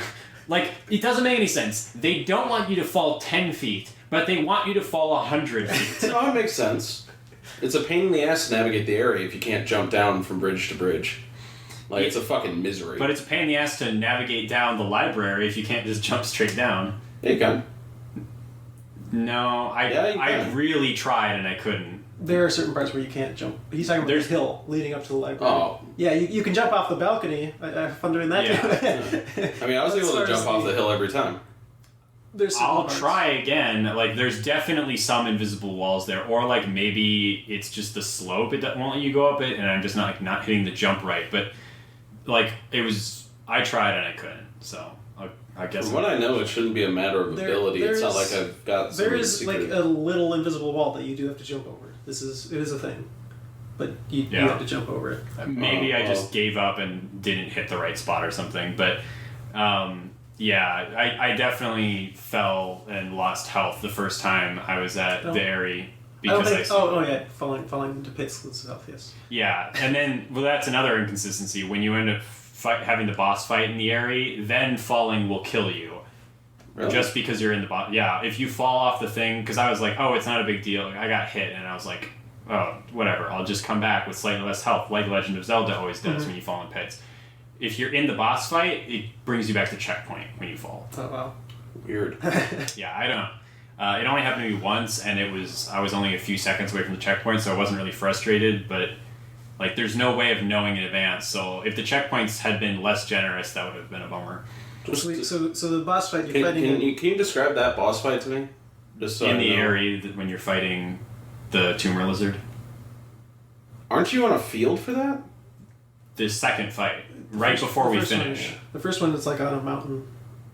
It's where valley, and then it climbs away, runs away. Yeah. And then you fight it again in the town that has suspended buildings. Right. Okay. Yeah, when you're fighting in there, if you fall off, and literally then you punch it, and then it spears itself. Oh yeah, there it is. Yeah, in literally, if you could fall off the exact same spot, and it would kill you instead of damaging you in that section because it's part of a boss fight. Is my guess as to why that changed. The first music in the game that I really liked was in that temple or the Lost Shrine where Yona runs off to.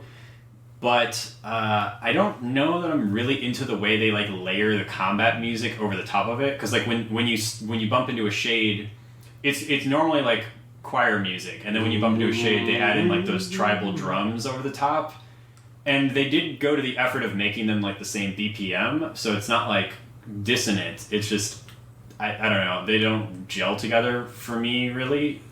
I didn't really dig it personally. I kind of like it. I didn't really notice one way or the other, to be honest. Okay, fair enough. I did accidentally like jump down a staircase and like have to do one of the floors of fighting sucks. Because it looked like I could jump across this gap and get somewhere else. Yeah, I think I know what you mean. And you totally can't. Yep, there's invisible walls, inconsistent invisible walls. I always hate those.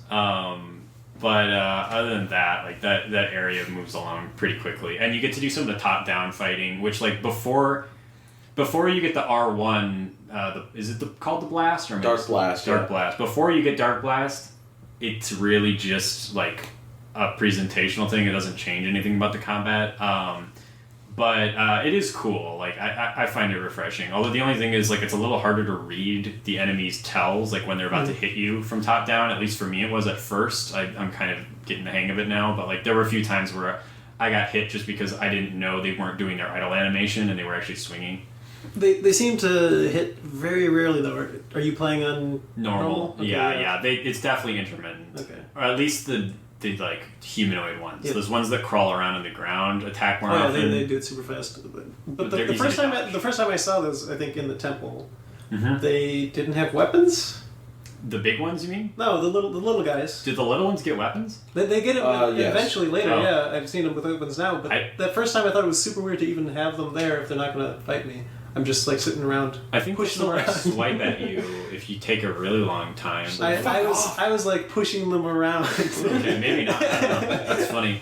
Yeah, I just kind of went through. I just started killing them, so I didn't even notice that. Yeah. I thought it was weird that they even bother to put enemies if they're not going to do it. I did skip one of the tall guys when I went in, you know, those rooms, those discrete rooms around the edges. Mm-hmm. When I went into one of them, you like close the door behind you, and I forgot to hit one of them or something, or maybe I just like knocked it down and thought it was dead. But then when it was in the top-down room encounter section, it was just running up against the wall. I could see it clipping through partially the whole time.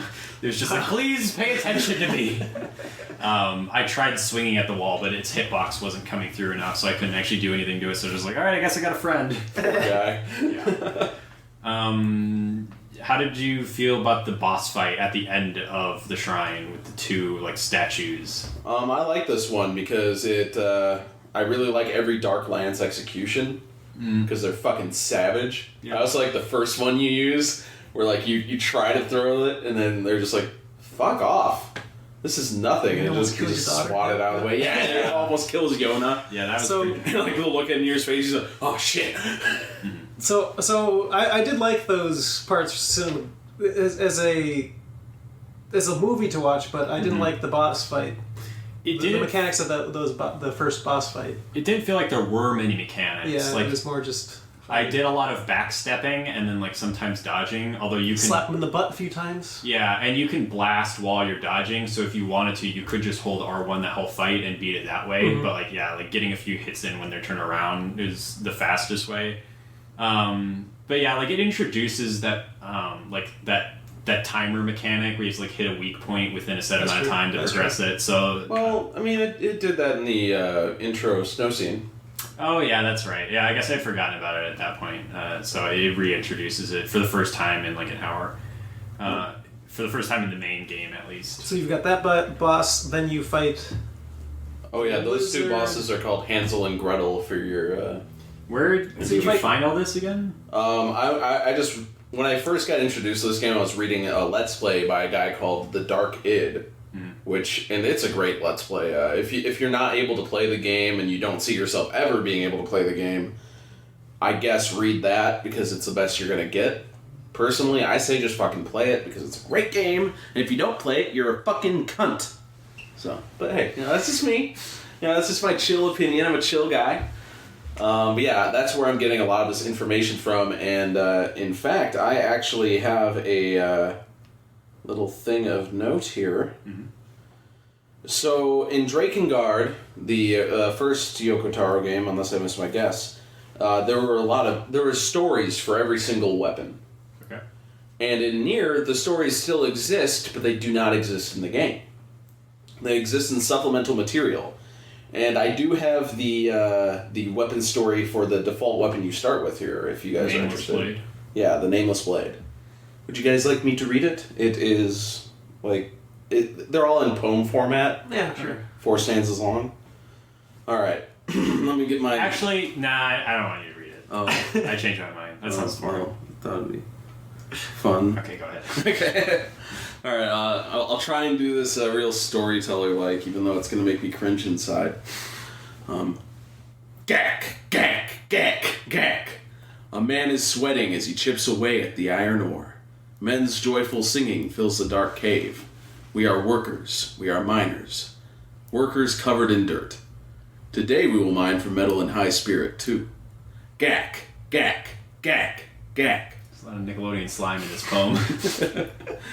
Vroom, vroom, vroom. I already cleaned it up. The night crew. I'm picturing like one of those children's books with like the cardboard cutouts, so like every page is different shape, and there's like one's in the shape of a car. The sound of women working the furnace can be heard in the refinery. The sound of red-hot iron sand taken from the furnace. We are workers. We are iron makers. Workers who utilize the wind. Today we will make iron in high spirit too. Vroom, vroom, vroom, vroom. Gan, Gan?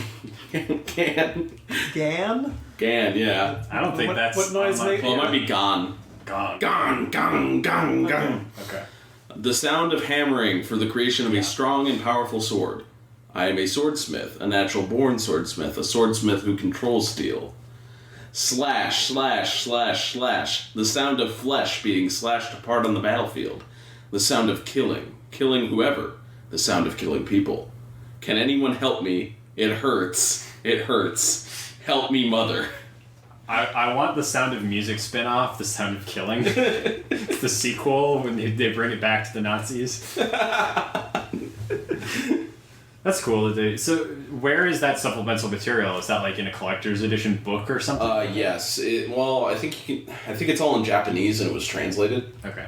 So I'm not sure what your options are for getting it in the U.S. It's kind of cool. But every weapon has its own story like that. So I take it there aren't that many weapons in this game? Oh, there's a ton. There's like 40. Oh. Okay. And in fact, if you want to get the last 2 endings, you need to collect all of them.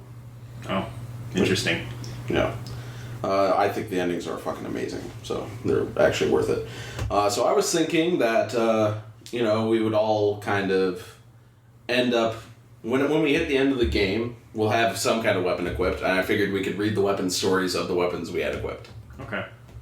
Mine might be the Nameless Blade. I switched back to it because it has... The Nameless Blade sucks. Yeah, I know. But the 2 weapons I found after it are worse. Yeah. Which is weird. You'd think they would have had, like, at least better magic damage or something, like a different stat, but you end up unlocking the ability to upgrade weapons. Is it like Dark Souls where they all upgrade at different rates? Yeah. Okay, so some of those might be better than the Nameless Blade after upgrading. Maybe. I don't really upgrade weapons in this game because, oh my god. Too expensive. It's such a hassle. The money is not the problem. The money is the easy part. It's the resources. Yeah, that's what I meant by expensive. Oh, okay. Yeah. Because it felt like we ended up doing that quest for the brothers, and by the time I was done with it, I was like, I only have enough to get like 1 upgrade for one of these weapons, and it feels like it would take me 40 minutes to get enough to do all of them. And I'm assuming the requirements increase for multiple tiers of upgrade. Yeah. Okay.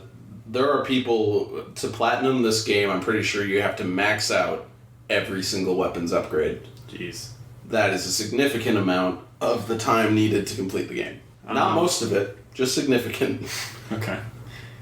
Before that area, though, we have the fishing village, which is it's pretty, it's nice. The one thing that's weird about it is that everybody seems to be ranting about the old lady. Yes. How many people did you have quip about it? It was like 50% at least. There's like someone talking about like, oh, I can't wait to get into the trade industry, and someone's like, oh, the fishermen are so rude, and everyone else is talking about this old lady. I'm like, is she like the main attraction of this village?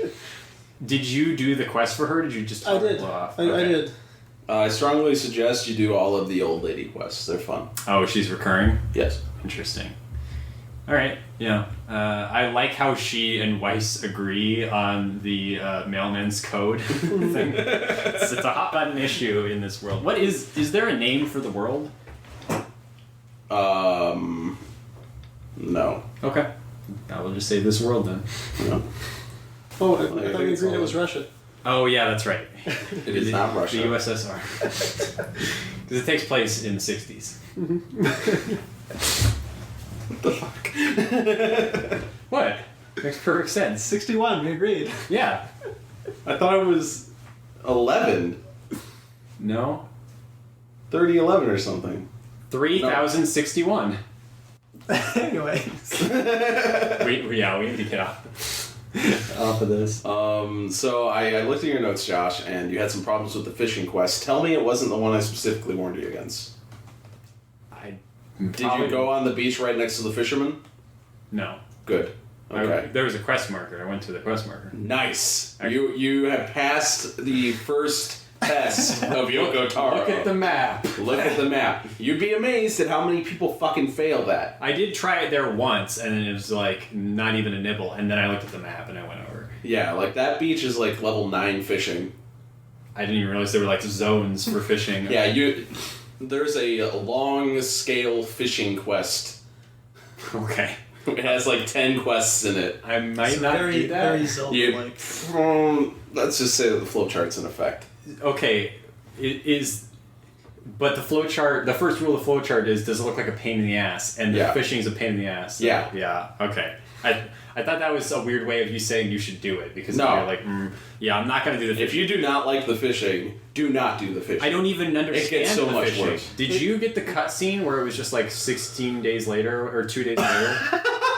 I did not. Okay, well, let me... Where does it say? So you sat there fishing for 2 days. Oh wait, it said... It faded to black because I probably fucked it up, like I would guess like 6 times or something like that, and it fades to black and he goes 278 tries later and it just gives you the fish for the quest because you want to give Yona a fish to ease her wounds. It just gives you the fish and he's like, oh, it took me 2 goddamn days. And Weiss like calls you a shithead. I don't understand. So you got it naturally. I got it, but it was weird. I couldn't even see the I'm rod used to it. moving. Yeah. Like, Yeah, nothing. you have to kind of angle it. It's the top of the rod. Okay. And it just bends, but it has to bend like a certain amount, and then you hold the catch button, and then you have to... When it's in front of you, you pull back, so you're always on the back end of the stick. Yeah. Like, you're never going straight to the left or straight to the right. You're going, like, back, left, back, right, back. Okay, I didn't get that, but I ended up catching the fish. Okay. But yeah, it was I literally not didn't intuitive. interact with the fish at all. It was I could not an intuitive system at all. Yeah, I thought that it would maybe do like an Animal Crossing thing where you see like the fish's silhouette to Yes. gauge the movement. Does it do that? No. Okay, yeah. I was thinking it should do that too. That would be way better. No, it's just a rod. Yeah, it's fucking weird.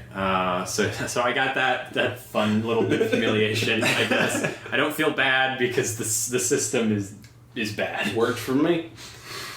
Sounds like a you problem. Sounds like you're bad too, and you fit one another so well. You and that fishing system deserve one another, Brett. Honestly, I kind of feel that way about this whole game. Like, there are large parts of it where it's like, I don't know, I guess some people would say this is objectively bad, but I fucking love it. Nothing else about the game has been incomprehensible so far. Just maybe not like enthusing, but like this was just like I literally have no idea what I'm doing wrong because the game gives me 0 feedback. So I'm Those glad they had obscure game mechanics. Yeah, wait till you read the community guide on how to do the fishing quest.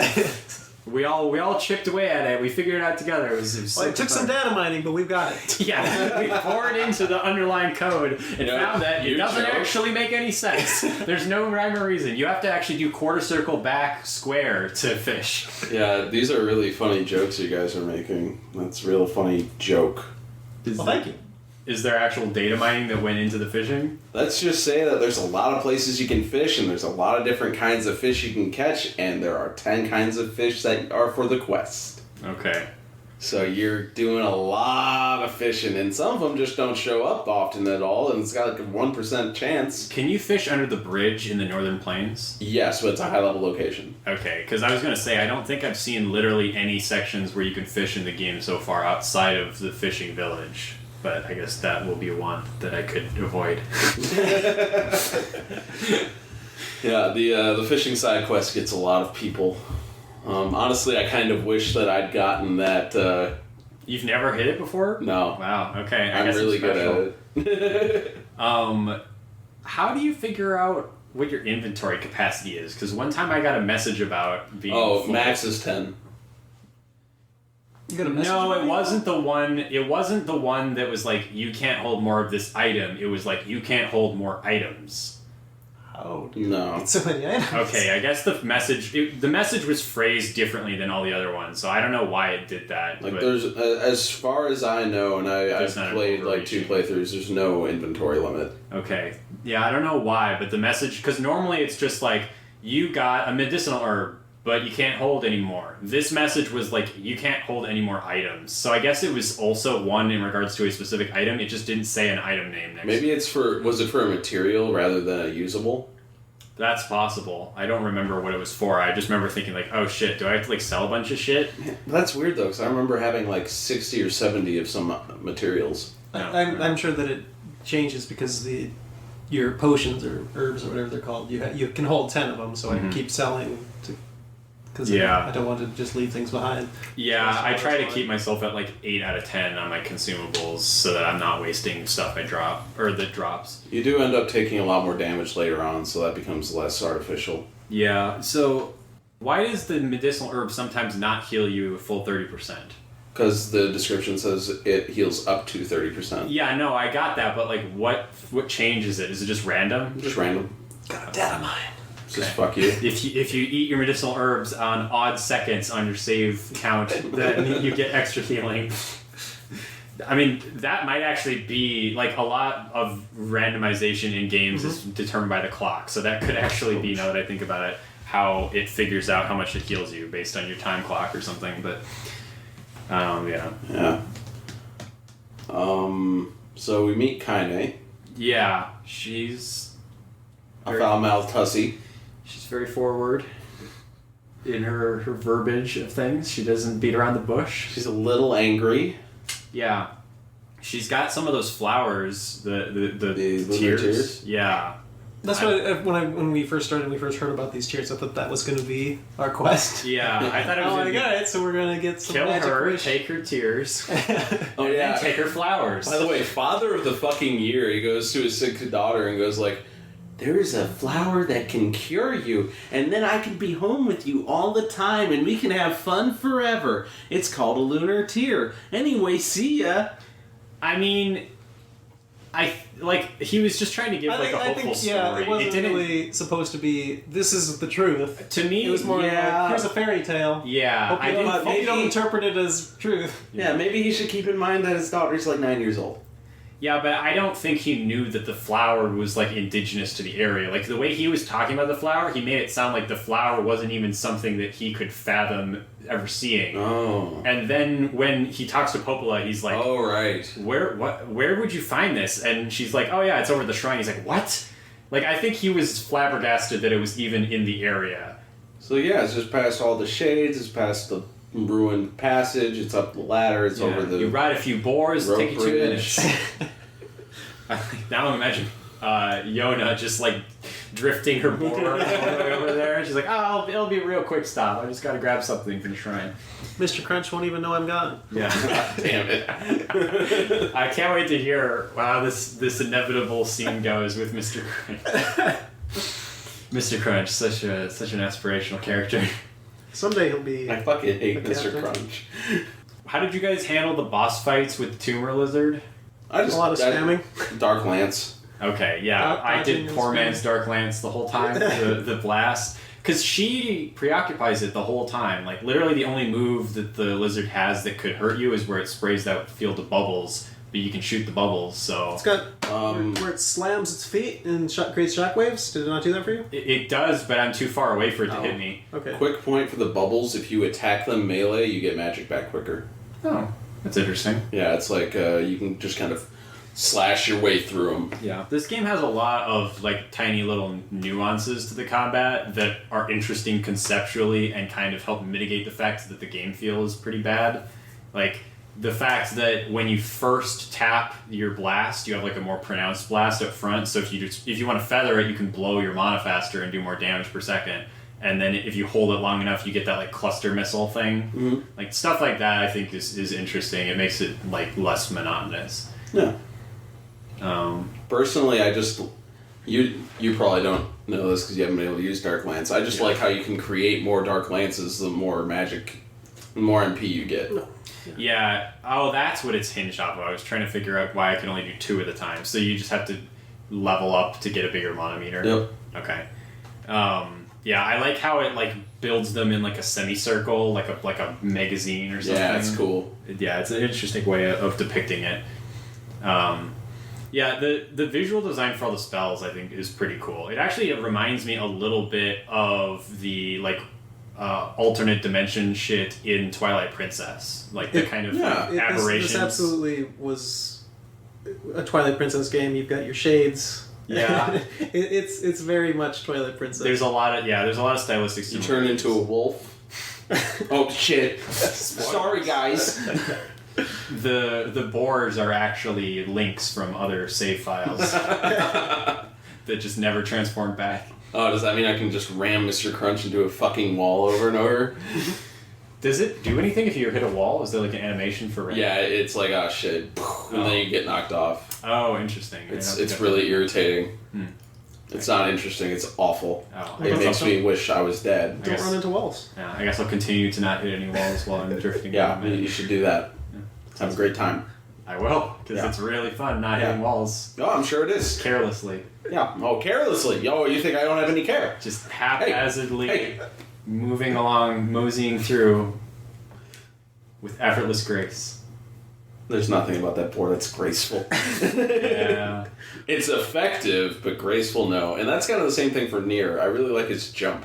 His jump is so fucking goofy. It is, okay, yeah. I really like his double jump. His first jump animation to me is just bad, but the double jump is bad in a fun way, because he puts his feet and hands back like he's like a blooming flower in like an interpretive dance. Oh, speaking of which, this is pretty important.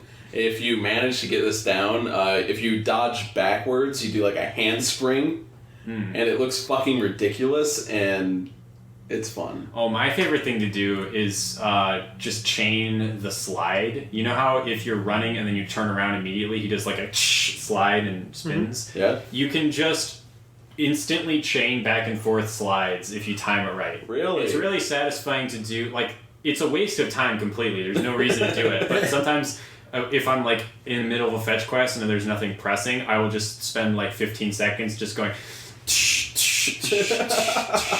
back and forth. If you hit it perfectly, pushing the stick opposite every way, you will never like get into your normal run animation. You will go from 45 degrees pointed one way to 45 degrees pointed the other instantly. Nice. So that's a fun little quirk. One thing that's also fun, when you double jump, you can dodge roll. Like at the top of your double jump. Yeah. Does that increase the length of the jump? It increases probably the distance that you travel. Yeah.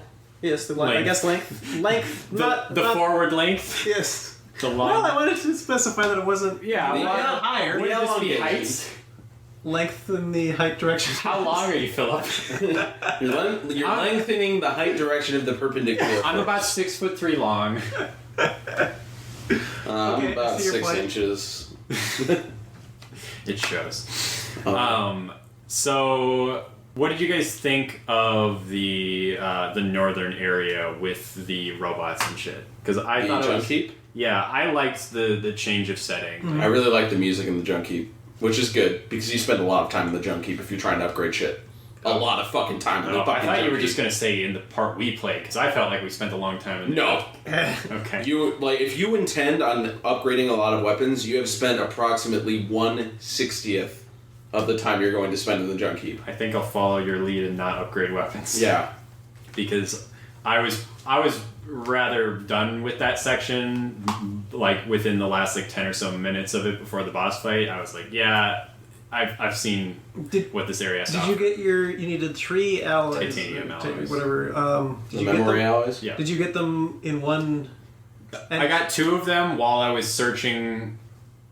Or wait, the first mission is just get 3 alloys, right? Yeah. I got 2 of them just clearing out the dungeon, and then I like doubled back and found another one. Okay.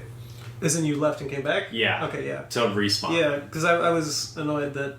you couldn't get them all in the first try. Because, I was running around, because we got a bunch of broken doors as well, things that could possibly be something. Am I missing something here? Why can you interact with the doors? Just make them not an interactable, because there's like a 5-second animation where he walks up to the doors and it's like, you can't open this. And it's like, okay, well... you can always tell by the map. Yeah, I know you can, but I thought that maybe one of them would be like, oh, you can repair the door or something. Like it makes more sense to just have them be a wall effectively to me, but whatever. I see where you're coming from. That actually is kind of rough. Because then I was assuming, okay, there's more to this. I'm missing something. Yeah. So I'm running around an empty dungeon, and then I'm like, all right. You want to try everything. Yeah. So that's why I was interacting with them. But yeah, sometimes I guess it is just completely random whether or not they drop the titanium shards. Well, I got 2 on the first run as well.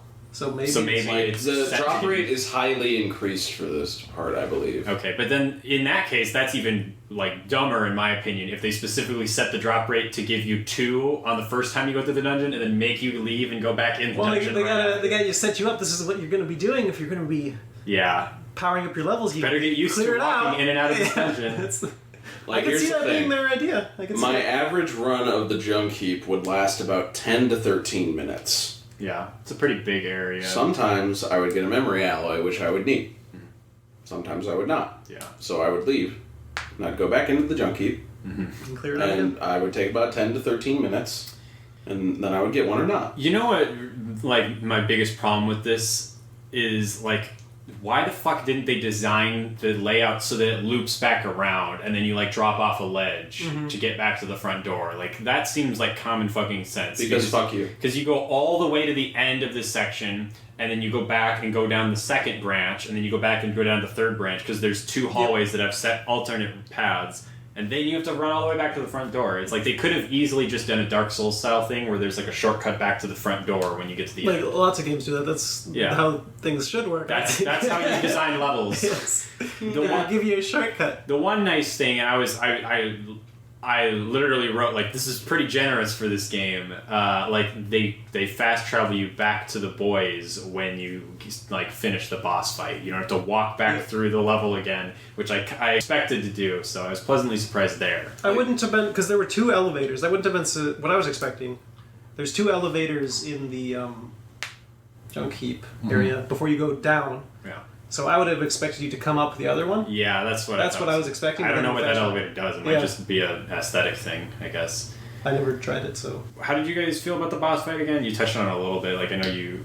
I definitely liked the more Nintendo boss fight where you're fighting very the hands. specific patterns and stuff. Yeah, this was more interesting. Instead of just spamming a monster that sort of sits there. I like this whole boss fight on paper.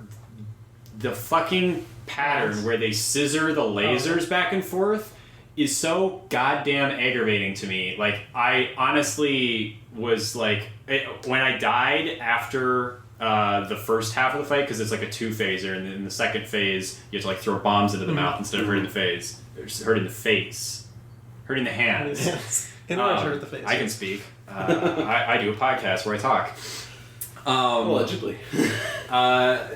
When I died during that second half, I was like, if there's not a checkpoint during the second phase, I'm shutting this off. I'll come back to it tomorrow. Fortunately, there was a checkpoint, but, like, it fucking stun juggles you while you get hit by the laser. It will hit you and knock you back, and then the laser catches up with you and hits you again. I can't count the times that I got stunned, like, literally 4 times in a row with no iframes, no way to escape. There's a way to escape. You just dodge roll. I was mashing that fucking dodge roll. Are you going backwards? I was trying to go in, like, I tried every way I possibly could, and it was just pushing you around. Like, sometimes I could weasel my way out of it, but it was like maybe 1 in 6 times I would be able to dodge away from it. Very consistently, I was hitting the R2 as fast as I could. I didn't have so much trouble with the lasers. I'm used to that. I do that a lot. So you jump in the middle, but I had trouble with the bombs. Aiming the bombs is so super annoying to me. It's like...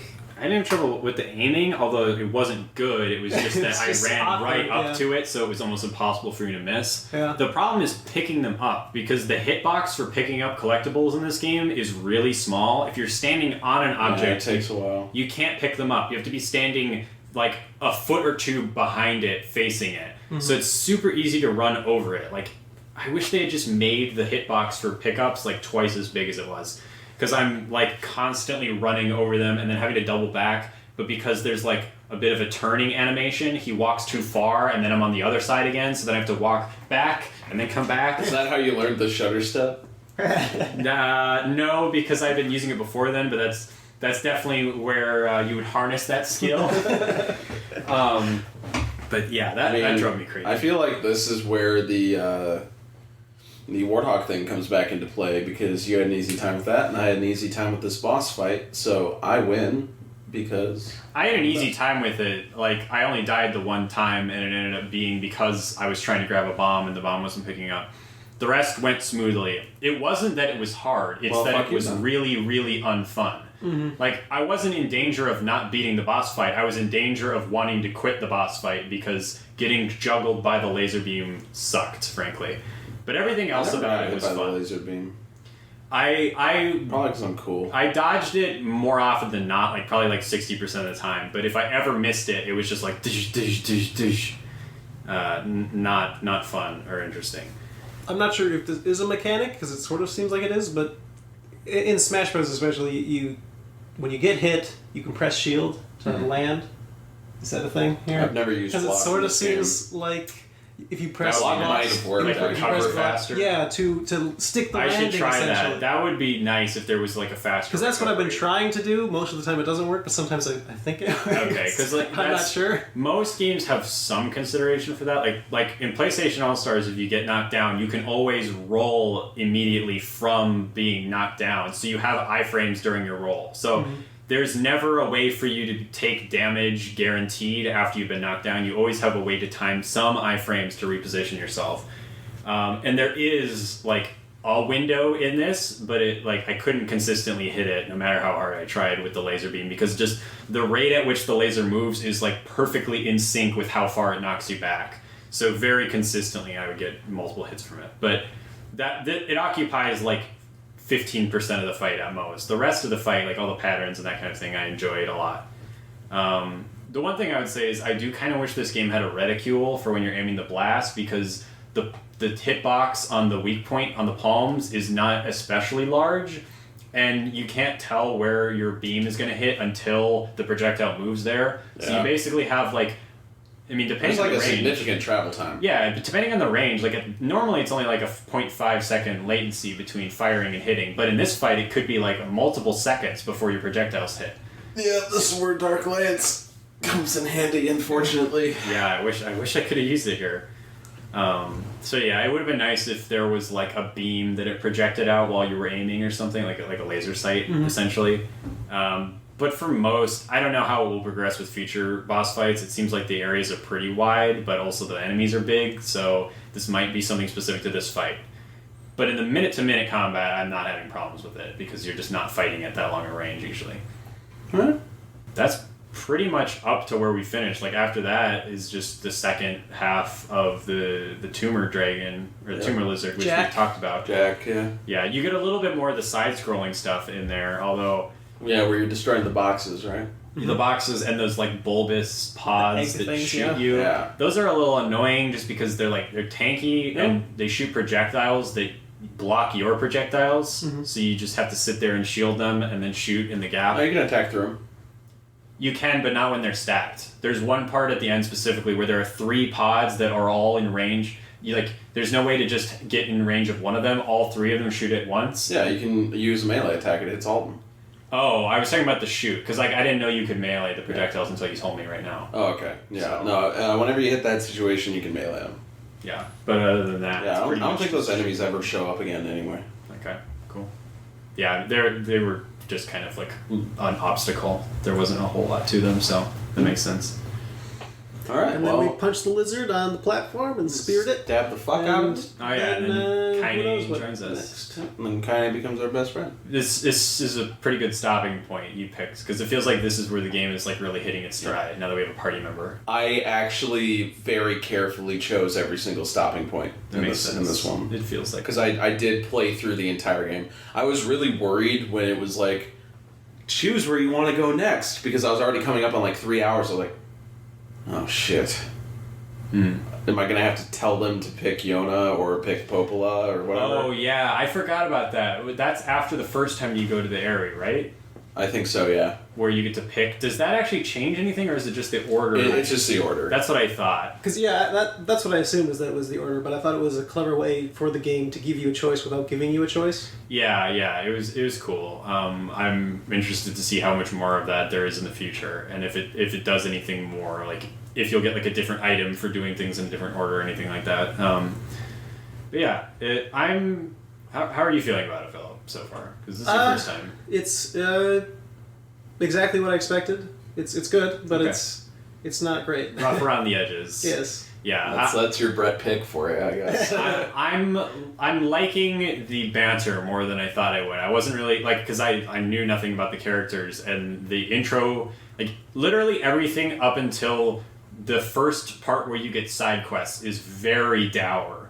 Like I didn't even know anything about the game having a sense of humor whatsoever until I went to... It opens up and gives you a couple side quests, and you can go to the shop, and one of the... Like, the grocery store owner sells beans, and you read the beans description, and it has a tooth joke in there. And I was like, oh, okay, maybe this game isn't, like, completely up its own ass tonally. Nah, it's got a lot of jokes in it. Yeah, now at this point, very consistently they're like cracking wise and that kind of thing. So I appreciate that it has lightened up a bit, even in spite of the like severe nature of the premise. Like, and it doesn't feel disrespectful of the premise. Like it feels human. Like you can't. It's just like this fucking sucks, but sometimes you see something funny. Yeah, you gotta make the best of it. So that's probably the thing that I'm most appreciating is just like actually enjoying the minute-to-minute writing, which I wasn't expecting. Like that's not super often the case for me in JRPGs.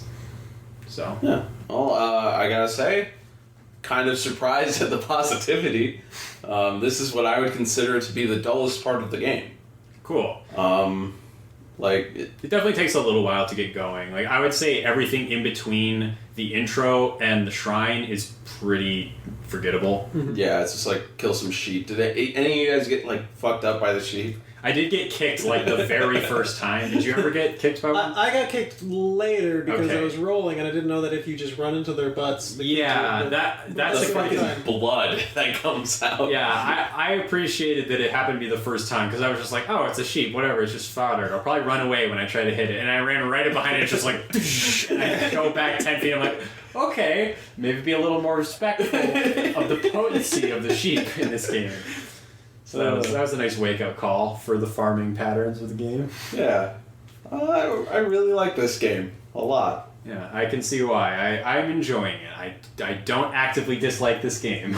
Which is more than you could probably say for most of the ones I've picked. It's a good one. Well, awesome. We'll look forward to it getting better. I would say the next part is cool. Cool. I enjoy it. All right. Oh, yes. So, for next... Oh, shit. I need to... Well... No. I have more notes. Oh, boy. Get ready for your homework, ladies and gentlemen. It's not a lot this time. I got most of the things I needed to get out of the way. And non-binary. Huh? I said ladies and gentlemen. And non-binary people. And, oh, yes, of course, yes. They need their instructions, too. Alright, let's see. We're gonna go through this shit again. I'll probably just cut this part so you don't take 10 minutes to find. It doesn't seem like it's actually taking that long this time. Okay, cool. I'd like to take this moment to thank our sponsors, the nipple dye. Pornhub. Pornhub. Browsers. The nipple dye. Okay, I've got it here. Pornhub. Browsers. Right. There's at one point you're going to get a tour. I suggest you take the tour.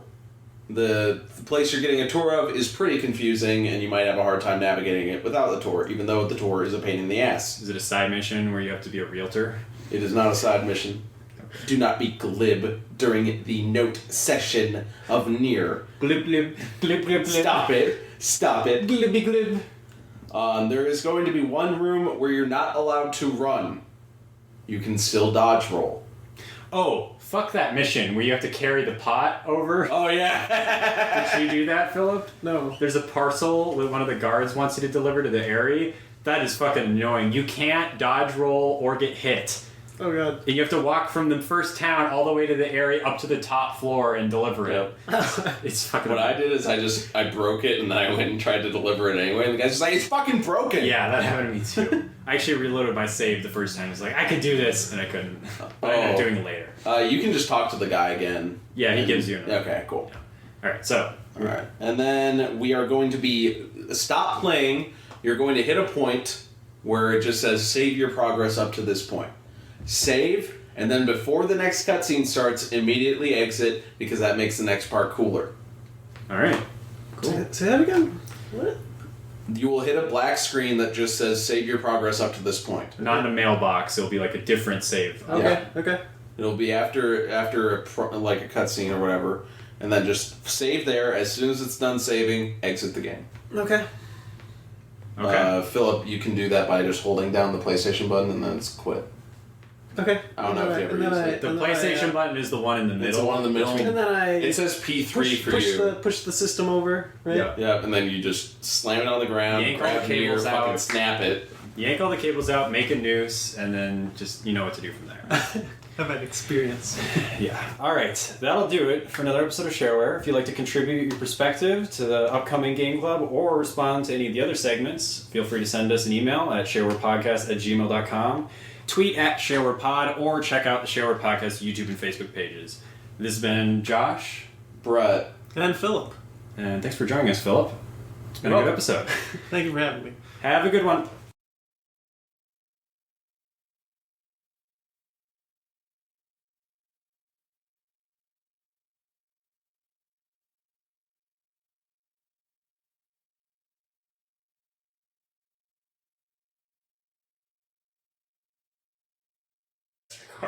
So, explain to me the nuances of nipple dye. I don't know, it's just, you don't want brown nipples, you gotta have the pink ones so you dye them. So this is like the chest equivalent of bleaching your asshole? Uh-huh. This is a fashion thing? I like the pale ones.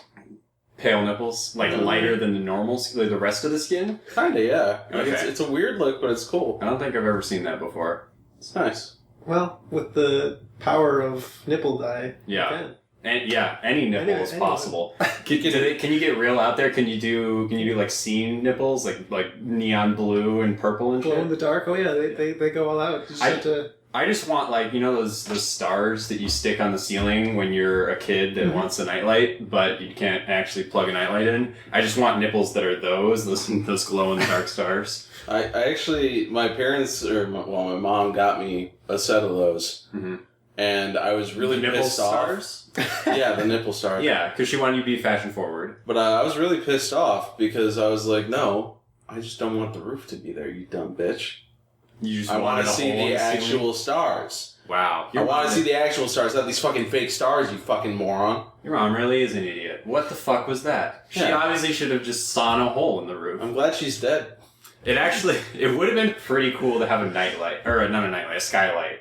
Yeah.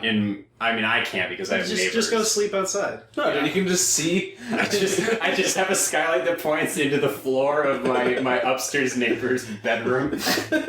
That wouldn't be weird at all. You'd probably just be seeing the underside of their bed. Yeah, I suppose. I don't know. I don't know what their floor plan is. I'll ask them before I get Before the you contractor. install it. Yeah, before I call the contractor, I'll get a lay of the land, make sure it's plausible. I don't want You to. want to let the landlord know after you do it, so it's no takebacks. Yeah, ideally, like in a perfect situation, right above the skylight would be like an array of mirrors, so I just get like the full view Oh, of hell yeah. everything. Yeah, just like prime time seating. A pipe so you can get all the olfactory senses.